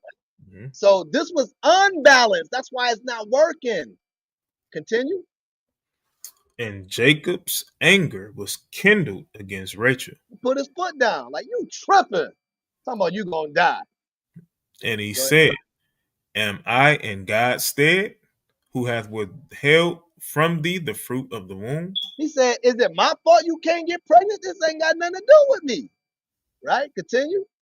And she said, Behold, my maid Bilhah, go in unto her. What'd she say? Go in unto her. Even though she was exaggerating, but she still wanted a child. Rather, if she couldn't get it, she wanted from her maid. If you really look at the story, you only see Rachel and Leah fighting. Zilpah and Bilhah never fought. They didn't even argue. You know why? Because they knew their position. How are we going to let the other nations do better than us? How are we going to allow that to rock? Because you know why? When Israel does things out of the God's commandments, we do things rocky. So you got a rocky home. And you really notice that every time they're arguing, Jacob is always gone. He out there working, he doing something. Rachel and Leah can't get along, but Jacob's nowhere to be found. Only you see him here when he's being found. And he knows that because Rachel is mad at him. She blames him. Go ahead. And in competition. Absolutely. Like it's a sport. It says, Hey, women is competitive, man. Don't play with they man. They get competitive, bruh. You looking at them, hey, even if you glance at them, they already call that women intuition. I see what you doing. That's bull crap. Playing with your mind. Hey, that's that Greek mindset, man. Wow. God. All right. And what, verse 4? Yeah. And she gave him Bilhah, her handmaid, to wife. And Jacob went in unto her. And Bilhah conceived and bare Jacob a son. Mm-hmm. Hey, I just want to point something out, right? Because clearly in verse 4 it says, I'm going to read that again. And she gave him Bilhah, her handmaid, to wife. And Jacob went in unto her, right? So that just goes back to earlier, the point where the sister Rose had asked. Like she said, some brother said it ain't your business. Hey, Rachel made it her business. right here. So apparently it is the wife's business concerning another wife. Just wanted to point that out. Absolutely. Verse, well, I'm at 6. Go to straight to 6. Go ahead. All right, verse 6. And Rachel said, God hath judged me and hath also heard my voice, and hath given me a son. Therefore she shall call his name Dan. All right, so we ain't got to go through the list, right? So let me go through a little bit real quick. Let's go right here. Start at verse 13 and 14. Watch this. All right, verse 13. And Leah said, Happy am I, for the daughters will call me blessed. And she called his name Asher. Now she's just saying that because Leah knew that she wasn't getting that kind of attention from Jacob. So she was always praying to the Most High to bring forth children. If you understand, see how that was set up, Leah, like it said, tender-eyed, she was soft-spoken, she was patient with her husband, and she knew how to deal with the Most High. So Rachel, you don't see in the script that she was praying and said, God, bring me a baby. She already blaming Jacob that she can't get pregnant because she wasn't doing things in order. See, we got to do things properly in order things to work, even though this is Laban's fault. But when we take matters of our own mind and we don't do and consider calling on the Most High, then this is why we got to wait and behold on the process, right? So now read 14 and 15, and then we're going to go somewhere else. And Reuben went in the days of wheat harvest, and found mandrakes in the field, and brought them unto his mother Leah. Then Rachel said to Leah, Give me, I pray thee, of thy son's mandrakes. What that got to do with you? This is yours. This is her son, and she's trying to make rule and authority because jealousy play. This is all about competition. So every time when Jacob was going into Leah, Rachel was heated when she found out I'm pregnant. Just imagine, this is your nephews. You ain't even happy for it. You like pissed off. How come I can't get pregnant? These are your nephews. See, this is wrong. This is why you know these are Israelites. These are Israelite women. There's your nephew and you the stepmom. You said going to Bilhah, my handmaid. You still ain't satisfied. It's gonna be like that skit. It's some brothers, I forgot their name, but that's her son few. God, son few. God. Sorry, now let's go. Verse 15, it says, And he said unto her, It is a small matter that thou hast taken my husband, and wouldest take away my son's mandrakes also. See, but you didn't say your father set this up. But understand, she's right though. She should be mad at her father, not at Leah. Leah didn't listen. Hey, hold on. Let me just say this. Leah just following commands. Now, Leah could have did what she could have said, like, nah, I'm not doing that. She could have did that. So let's not say Leah just 100%, you know what I'm saying, then think it over and say, like, this is my sister. Let's really be logical with it. She could have been like, you know, I can't, hey, Jacob, this is not Rachel. This is Leah. But, Leah, you could tell that they were, Leah could have been far away, competitive, jealous. Like, how's my little sister about to get married before me? That could have happened. I'm not saying that's what happened, but I'm just looking at patterns what women do, man. She could at least said, no, I'm not Rachel. But she went on with it. But she also was being obedient to her father. And she understood what the law is. So, hey, I wouldn't say she was wrong. She was doing what her father told her to do. All right. But go ahead. And Rachel said, Therefore, he shall lie with thee tonight for thy son's mandrakes. Now she making deals. Like, if you give me the mandrakes, you can lie with my husband. Hey, that's your husband. That's his husband too. That's her husband too. What is you talking about? I lie with him when I want to lie with him. you gonna call a shots? Pimping And I'm out the older sister. Pimping out Jacob. God. All right, we're gonna leave it right there. Right? So now, let me bring out another video, right? So now we're gonna look at the black couples, right? We got black couples that went into polygamy, right? So let's watch this video real quick. We're gonna walk all the way to 3 minutes with this. Started this polyunion together as three individuals. We are all heterosexual. He's everything that I look for in a husband. However, they are sister wives. Best friends, sisters, family. See, hey, that kind of mindset, that attitude, that's why I said we can't bypass and say that don't work. But look how they are getting along. Not saying they doing it for the cameras only, but hey, let's just say, hey, just look at the picture of it, right? Go ahead. This accusation that they are brainwashed, we get it often. Someone actually sent a comment yesterday to Jamie saying, listen, Jamie, you are beautiful, but he does not love you. Why don't you just leave? See, that's what helps. Social media would destroy a multiple wife relationship. Remember, the Bible says, "Do not let no one put the I'm butchering it, and let no one put asunder." Right, means separate and divorce. That's what social media would do. They're putting their 2 cents and don't know what's really going on. Right, so we got to stay away from that because Israel's some haters. Just because you ain't doing it, and I bet you the same one that's typing it probably want his wife. That's all. Want her to break up with him so he can jump on, or vice versa. She want the husband. She want a part of that. That's what he said. He said that they said inboxes said you too beautiful for that. See, that's game. Israel, boy, thou shalt not have covetousness. Some people look at it and say, you're exploiting your children. So how did you feel when you first found out about Lacey coming into your life?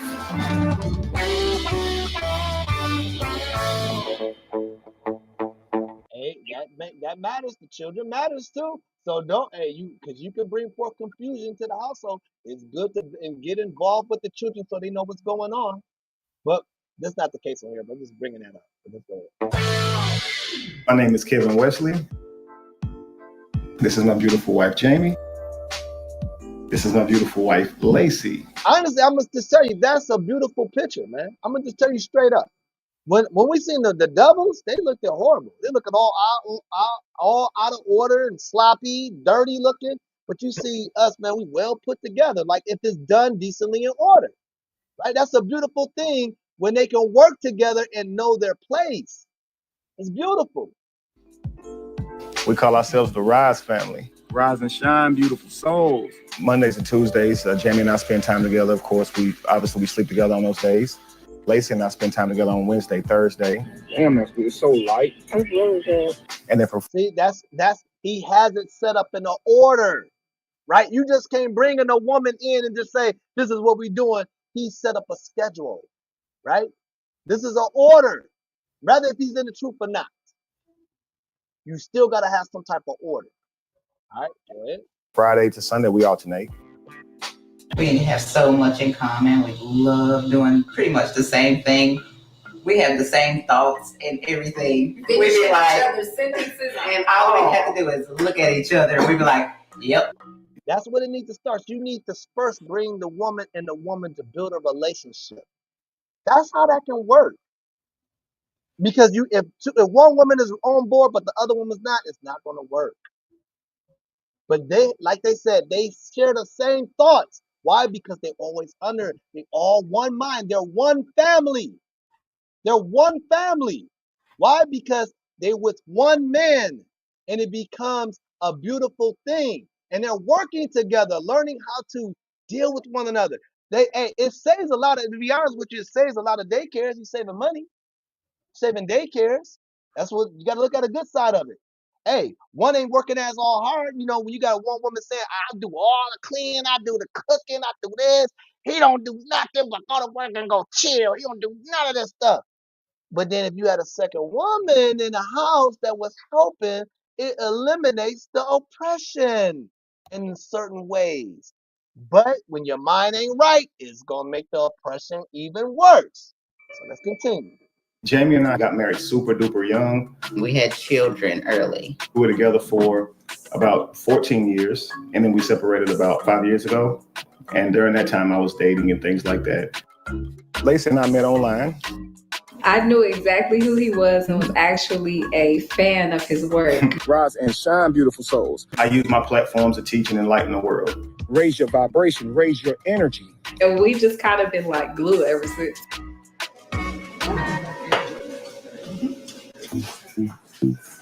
I have not previously had a poly relationship. Breakfast will be done in a minute. We'll let you know when it's done. No problem. I wasn't sure if I could come in behind another woman, but Kevin was separated, so I got to meet him as an individual, not as a pair. I got to fall in love with him on my own. Y'all ready to eat? So we started this poly union as 3 individuals, and me not having biological children, I was just like, yes, those are the type of children I wanted. Rise and shine, beautiful souls. Rise and shine, beautiful souls. So listen. Wow. The most ridiculous question is, y'all must lack self-love. We experience judgment in our Faster than I did. So how did you feel when you first found out about Lacey coming into your life? I was nervous. I didn't really social interaction, you know. But I've gotten used to her over the months. When I found out about Lacey, I was fine with it. Having someone new around the house, a little uncomfortable, but nothing stood out. I had this friend come over, and like he didn't really like understand. So I was trying to tell him that there's my mom and then my dad and there's Lacey. I don't know if he got it, but there are a lot of positives and negatives about having a third parental figure, but it wasn't really an issue for us. We were all very independent before, and we're very independent now. Would you see yourself in a polygamous relationship at some point in your life? I probably wouldn't, because I prefer monogamy. Hey, and there's nothing wrong with that, right? Because that's what you want to do. That's what you want to do. So, hey, with men that has multiple wives, you shouldn't say, hey, you should try it. No, this is what God ordained. Marriage is honorable. Rather, if you got one or two, it's still honorable. Because think about Yahweh and the bride, right? When it talks about in the Bible that have one wife, right? When it talks about that, that's just talking about a community. That's just talking about a one mind and one flesh of a unity with the man and a woman. That doesn't mean that he's talking about you got to have one woman only. Hey, when you have another wife, y'all become one-minded. Whether you got 2, 3, or 4, y'all one-minded. And don't show that it's an adultery move or a fornication move as long as you take care of them. for me, I would rather just have like one person to myself. You know why? Because it's sometimes when he probably see the headache. He sees the headache, so they not gonna show everything that they pushing. Hey, if it was that great, he'd be like, yeah, I want 2 wives. He said, me, I'm gonna do it 1 wife. Because he sees some things. So Monday, Tuesday, Jamie, do you have anything you want to do on those days? I was thinking of a fun day. You know, those 2 days is your world. So I know. Hey, look at the one on the left. Look at her face. I'm just saying, if words could talk, man, her face could talk. She talk about, hey, what we gonna do? She's happy. She looking like, she don't look all that happy about here right here, man. She looking, but she, the camera's on. She forgot the camera's on. Let me continue. People ask, do you deal with jealousy?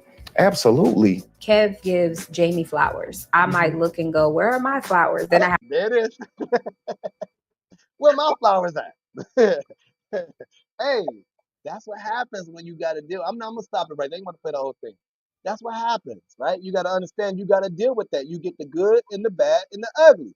But you as a man have to know how to order that and put it right. What the Bible says, how can you rule a congregation and you can't rule your own home? You can't do it. So understand, be patient with these women. Don't be all like, shut up crying all the time. That don't make it work. Why you mad at me? We already know what we're supposed to do. You got the schedule. Can't do that. You gotta work with it. You put yourself in this, right? So now let's go to Exodus 1 real quick, right? Go to Exodus 1 because I want to go into this because we're gonna talk about what Pharaoh tried to do, right? Pharaoh's game plan was to stop the population of Israel, right? So let me get Exodus chapter 1, start at verse 7. All right. It's the book of Exodus, chapter 1, starting at verse 7. And the children of Israel were fruitful and increased abundantly and multiplied and waxed exceeding mighty, and the land was filled with them.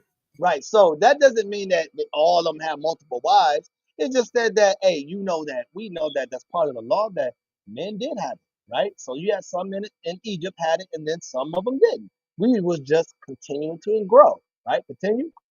Now there arose up a new king over Egypt, which knew not Joseph. All And right, he go to said, 10. Just go straight to 10. We all can right, understand what's going on.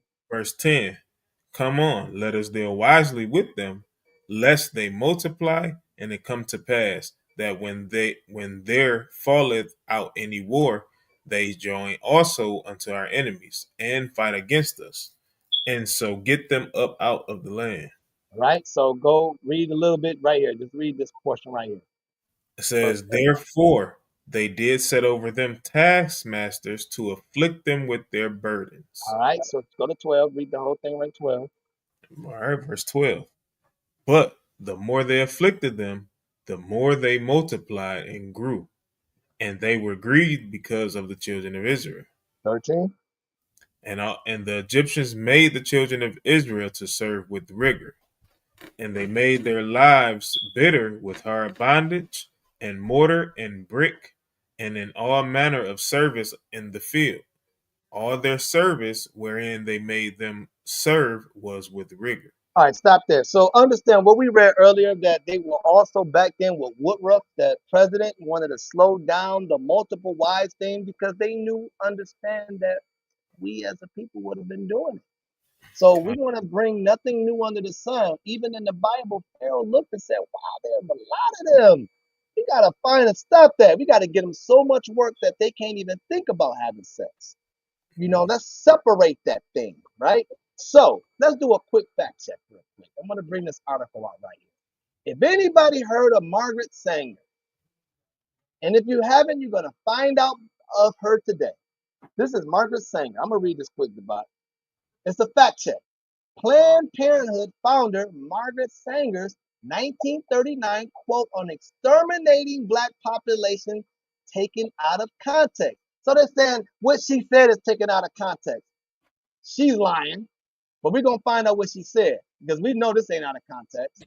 It says, the Reuters Daily, briefing newsletter provides all the news you needed to start your day. The quote reads, we do not want word to go out that we want to exterminate the Negro population. So how did that take that out of context? We ain't gonna say nothing that we about to destroy the Negro population. Why? Because when we grow and we multiply, that means we become stronger as a nation. So guess what? Let's lie to them and westernize their mind so they can't populate, so they can't have multiple wives and bring in more children and nation build. And let us make sure that they can't even stand one another so they can even have one marriage. That's what she was doing. So when they do have sex, let's go ahead and tell them that, hey, you're so poor, we're going to work you to death. You ain't going to have time to spend time with your children. You ain't going to have enough to spend the money for your children. So you might as well just exterminate it. That was the plan. So guess what? Our black people, these are the two favorite presidents that our black people voted for. Watch this. It says some versions of the post include posts of Hillary Clinton, the former U.S. president, Barack Obama, complimenting Sanger. Let's see what they say. Let me click here. Right? Let's start here. What do it say? This is what Hillary Clinton says. This is what this doggone beast said. We don't want the word to go out that we want to exterminate the Negro population. And look what she says. People wanted to bring her in because they hated Trump so much. I admire Margaret Sanger enormously. I am really in awe of her. Wow. That's how your president thinks. That's what your president thinks, right? So now let's go back. Let's go back. So let's see what the man, right? Baraka. Let's go see what Baraka. Let's see what he say, right? This is what Barack says. Now, read some of the Margaret Sanger's statements regarding reducing the black population. If you don't believe her statement quoted below, talk about systematic racism or government funding Planned Parenthood is systematic racism. Still today, many of their clinics are located convenient to black neighborhoods and a higher percentage of black babies are aborted. Now let's what Barack says. Now we are at one of those rare moments where we can actually transform our politics in a fundamental way. But it's going to take a people as result as Miss Sanger. Wow. So this is what we be voting for. We vote for people like that. Right? We vote for people like that, right? Off. Right? So we're going to close that right there. All right? So now, Let me get into some more scriptures real quick. I'm gonna make this real quick. Give me Zephaniah 2:1. No, not Zephaniah 2:1. I don't want that. Let's get Isaiah 4:1. Yeah, Isaiah 4:1. We are definitely almost done. Okay. All right. It's the book of Isaiah, chapter 4, verse 1.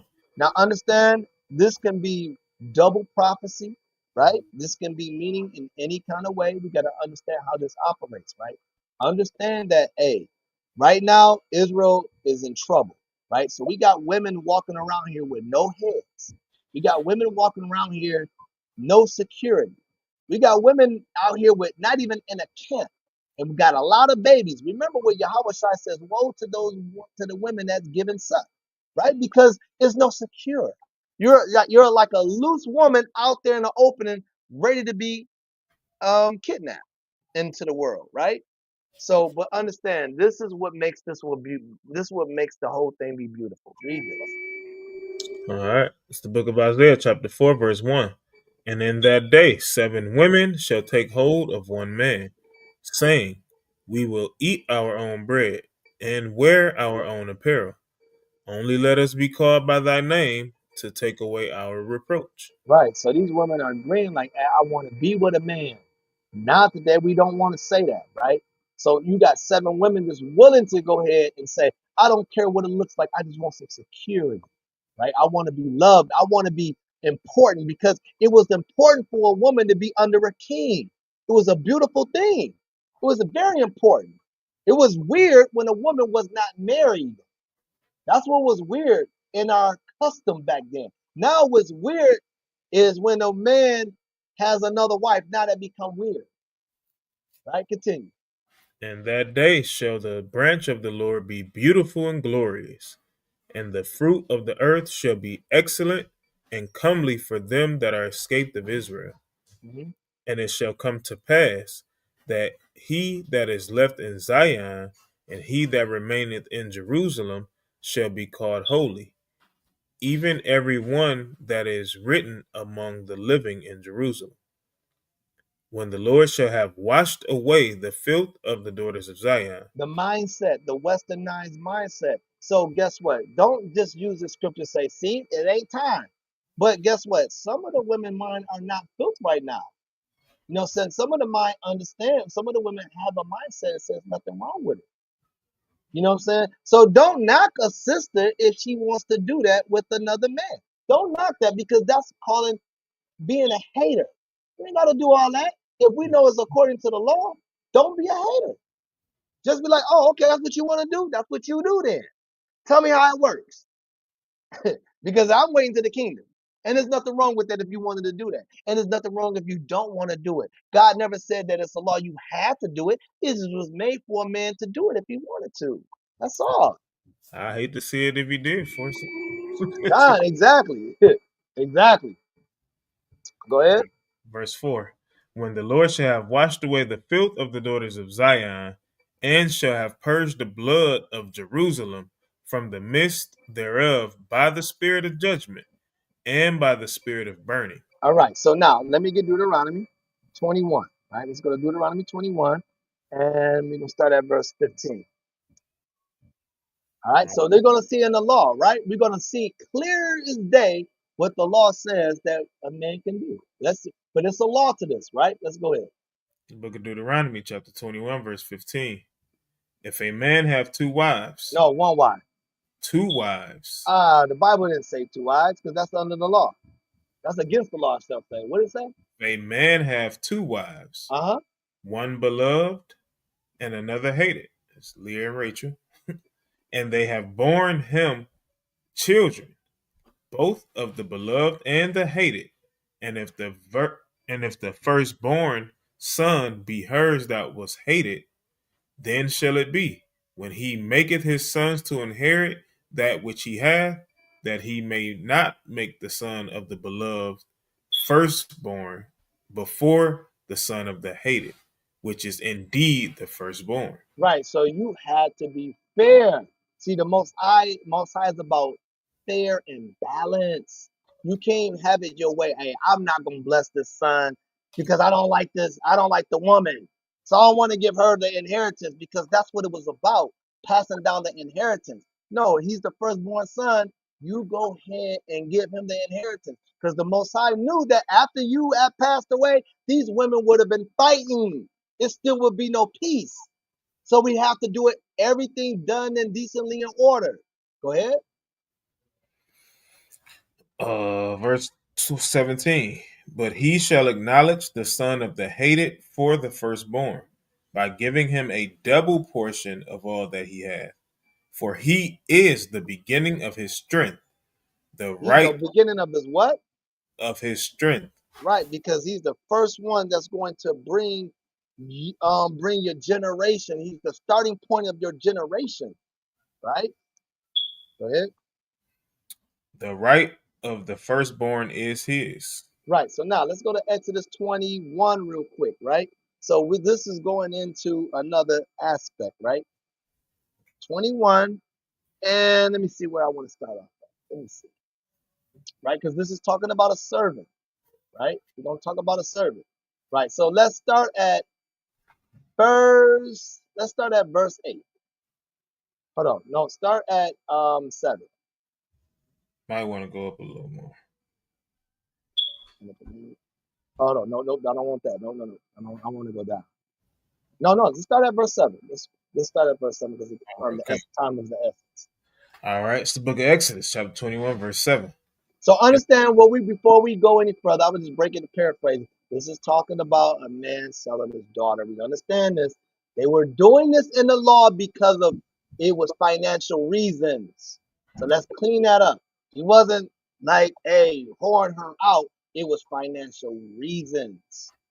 So God already told us that we couldn't sell ourselves to the other nations and make money. This was because financial reasons. And if she was at that age, it was like, hey, go ahead, take care of my daughter. Because why? It was because if a man took a man's daughter, he had to pay dowry. That's all it was. So he was trying to make money off of it. But he put her to a righteous man. That's all it was. All right, go ahead. All right, the book of Exodus, chapter 21, and verse 7. And if a man sell his daughter to be a maidservant, she shall not go out as the men servants do. Why? Because the man can work for 6 years, and in the 7th year, he had to be released. So go ahead. If she please not her master, who hath betrothed her to himself. Not saying that he had sex with her. It was just more of in a way that she was kind of lazy. She didn't really do her job. That's what that's talking about. And betrothed is meaning being engaged. He made a vow to take care of her. Go ahead. Then shall he let her be redeemed. To sell her unto a strange nation, he shall have no power, seeing he hath dealt deceitfully with her. And if he have betrothed her unto his son, he shall deal with her after the manner of daughters. Why he had to deal with the manner of daughters? Because if that man sleeps with her, that becomes one flesh, and that becomes his daughter. So that be his son sleeping with her. Now he becomes his daughter. He can't look at her as that was my girl. That's your daughter. Go ahead. And if he take him another wife, her food, her raiment, and her duty of marriage shall he not diminish. Right. If he take another wife, right? If he take him another wife, her food, her raiment, and her duty of marriage shall be not diminished. Understand this word wife is just a word that's just stating of a concubine. That's all it is. Because understand this. If he take him because she's a servant, so now, if he take him another wife, her food, her raiment, and her duty of marriage shall be not diminished. He has to still take care of her just like he took care of the first wife. You couldn't have favoritism. So that's what the law is. If you had 2 wives, you have to take care of both of them. Their food, their clothes, and the whole duty of marriage. Meaning you have to be the protector, you have to be secure to her, and everything. So shall he not diminish, meaning that he don't stop the duties of it. He has to continue on, right? And this is why you know this is talking about a concubine. Read verse 11. And if he do not these 3 unto her, then shall she go out free without money. Right, because she was a servant. So with a wife, you're not supposed to divorce. You can't let her go. A concubine is a woman that has low status. She doesn't have a higher status. So that means what she can do, she can bring forth a child for you. But guess what? She can get the gifts, but she don't get the inheritance. That's what that is, right? So, as that been said, I'm gonna lock it right there, right? But I want to say this. I definitely want to say this. Hey, this is not about women bashing. This has nothing to do with that. This is all about keeping everything directly in order.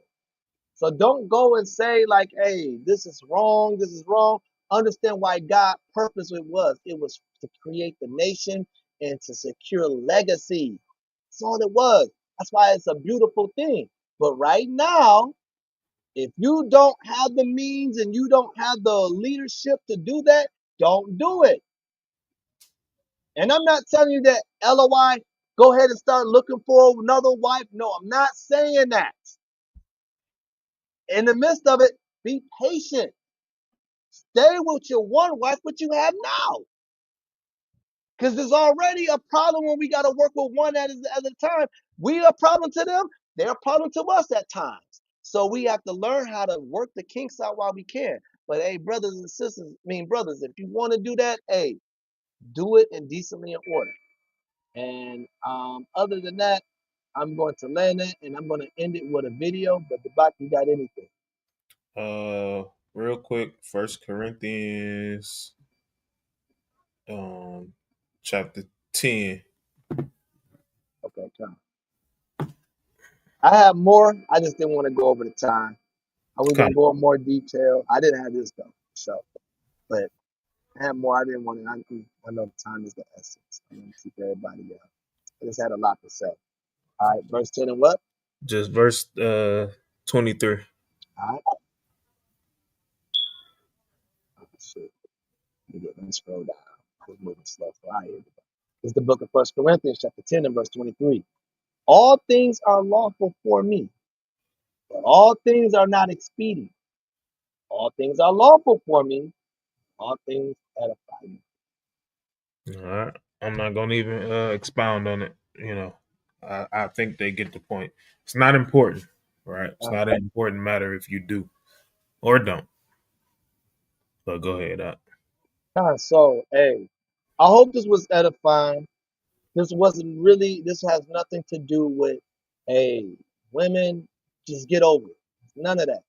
What it is it's talking to both parties, men and the women. When you're going to do this, make sure you men do it decently in order. That's all I'm asking. Do everything decently in order. Don't do things in irrational decisions and emotional decisions, right? Like the brother just brought out. Everything is not expedient. Everything ain't gotta be quick. Take your time. Know what you're getting yourself into, right? Because understand this is work. Married to one person is work, and having children with work. But you taking on another wife, that's even more work. And a lot of that stuff, like, you know what? Before I do this, let me break this down. Give me Deuteronomy 17:17 because I want to clear this up. I want to clear this up because I don't want you sisters to look at this or brothers don't have an understanding what this means right? Because this means something right here. Let me pull it up and share my screen real quick because this can be contradicting if you don't know scriptures. All right. Read Deuteronomy 17:17. All right. It's the book of Deuteronomy, chapter Hold on. 17. Start at verse 15 so we can understand what this is going into.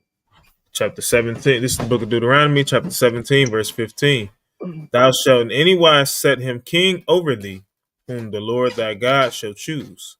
One from among thy brethren shalt thou set king over thee. Thou mayest not set a stranger over thee, which is not thy brother. But he shall not multiply horses to himself, nor cause the people to return to Egypt, to the end that he should multiply horses. For as much as the Lord has said unto you, ye shall henceforth return no more that way. Now, here we go. I want you brothers and sisters, hey, and this goes into a lot of the teachers, right? Understand this. If someone come to you and they say this, let's get an understanding. Go ahead. Says, neither shall he multiply wives to himself. So you know they say in the Israelite community we're women bashers. So we talking about we can have multiple wives, but Deuteronomy 17:17 says, neither shall he multiply wives to himself. Go ahead. That his heart turn not away, neither shall he greatly multiply to himself silver and gold. All right. So key thing, right? Let's go to verse 16. It says, but he shall not multiply horses to himself, nor cause the people to return to Egypt. Let's stick to that key point. Egypt, right? Because what were Egypt doing? They were doing everything that has to do with idolatry. So now, as a king, neither shall he multiply wives to himself, that his heart, this is the key thing, that his heart not turn away. Neither shall he greatly multiply himself silver and gold. Now, let's clean this up real quick, right? So now, let's get Deuteronomy 7. Let's go back. Let's go back. Give me Deuteronomy 7, because we want to see what it means that the heart will turn away. Is God saying that if you have multiple wives, then you're going to turn your heart away from them? No. Let's start at verse 2. No, you know what? You can start at 1 all the way. You know what? No, you ain't got to do it. We're going to make it quick. Because this is talk about the other nations right here, right? No, just start at 1. Go ahead. Let's go ahead. It's the book of Deuteronomy, chapter 7 and verse 1. When the Lord thy God shall bring thee into the land whither thou goest to possess it, and hath cast out many nations before thee, the Hittites, and the Girgashites, and the Amorites, and the Canaanites, and the Perizzites, and the Hivites, and the Jebusites, 7 nations greater and mightier than thou. And when the Lord thy God shall deliver them before thee, thou shalt smite them and utterly destroy them. Thou shalt make no covenant with them, nor show mercy unto them. Neither shalt thou make marriages with them. Thy daughter thou shalt not give So unto, like my bad. unto thy son, and nor his daughter shalt thou take unto thy son. But why? For they will turn away thy son from following me.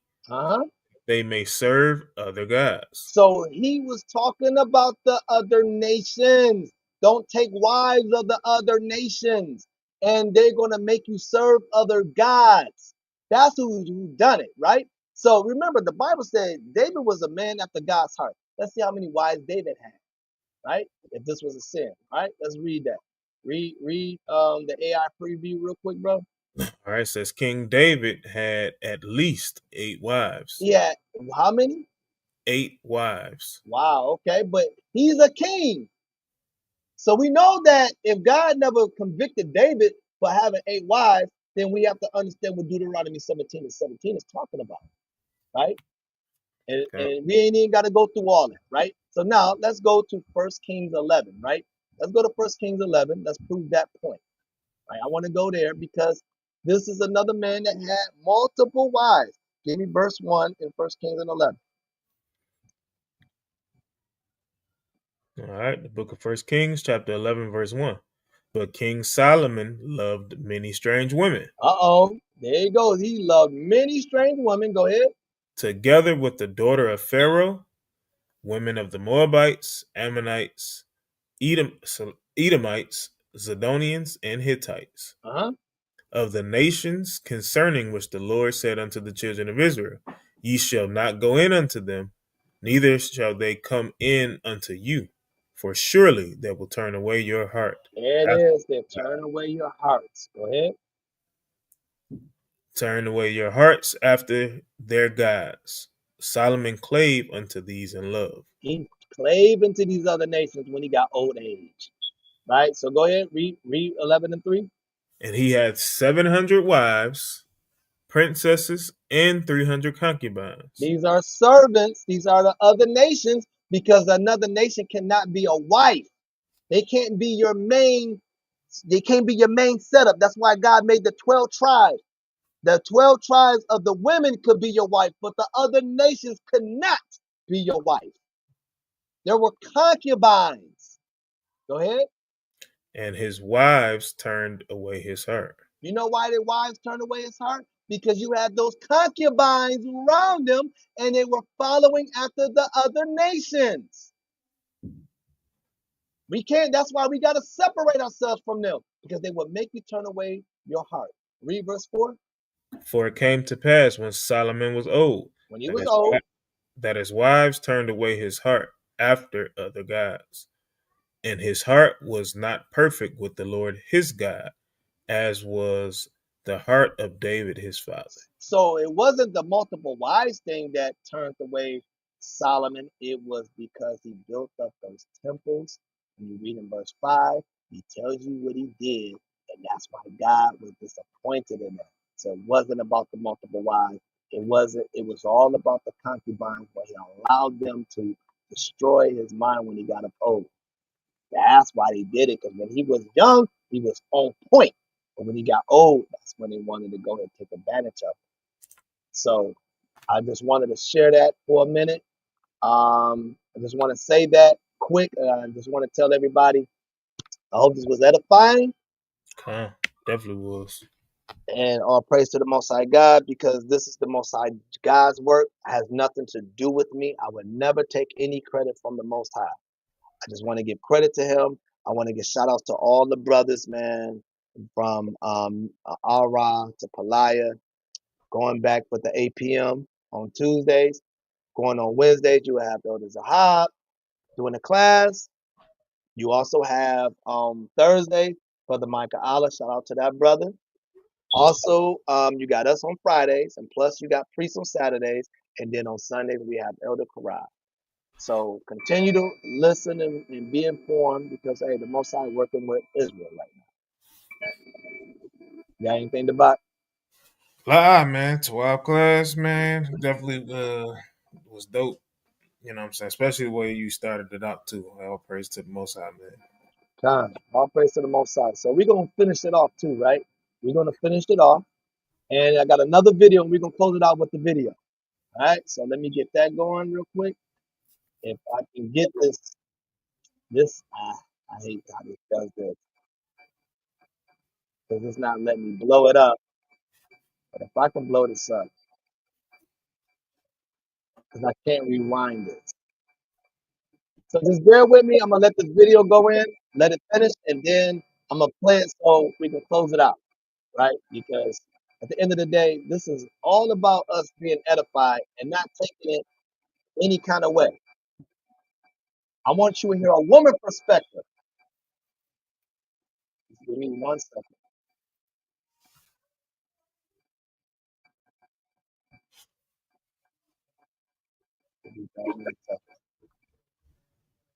All right, here we go. I'm going to play it. Let me share my screen. We'll definitely close it out from this. All praise to the Most High. And I don't want to hear, what about the woman? What about the woman? It's not the same. Men spread the legacy. It's totally different. So women, do not compare yourself to the men. It's totally different. Take it how you want to take it, but I have no regrets of what I said. Let's make this a universal thing where men have more than one wife. Okay? Okay. Men need multiple. After that, ladies and gentlemen, I say shalom. Shalom, y'all.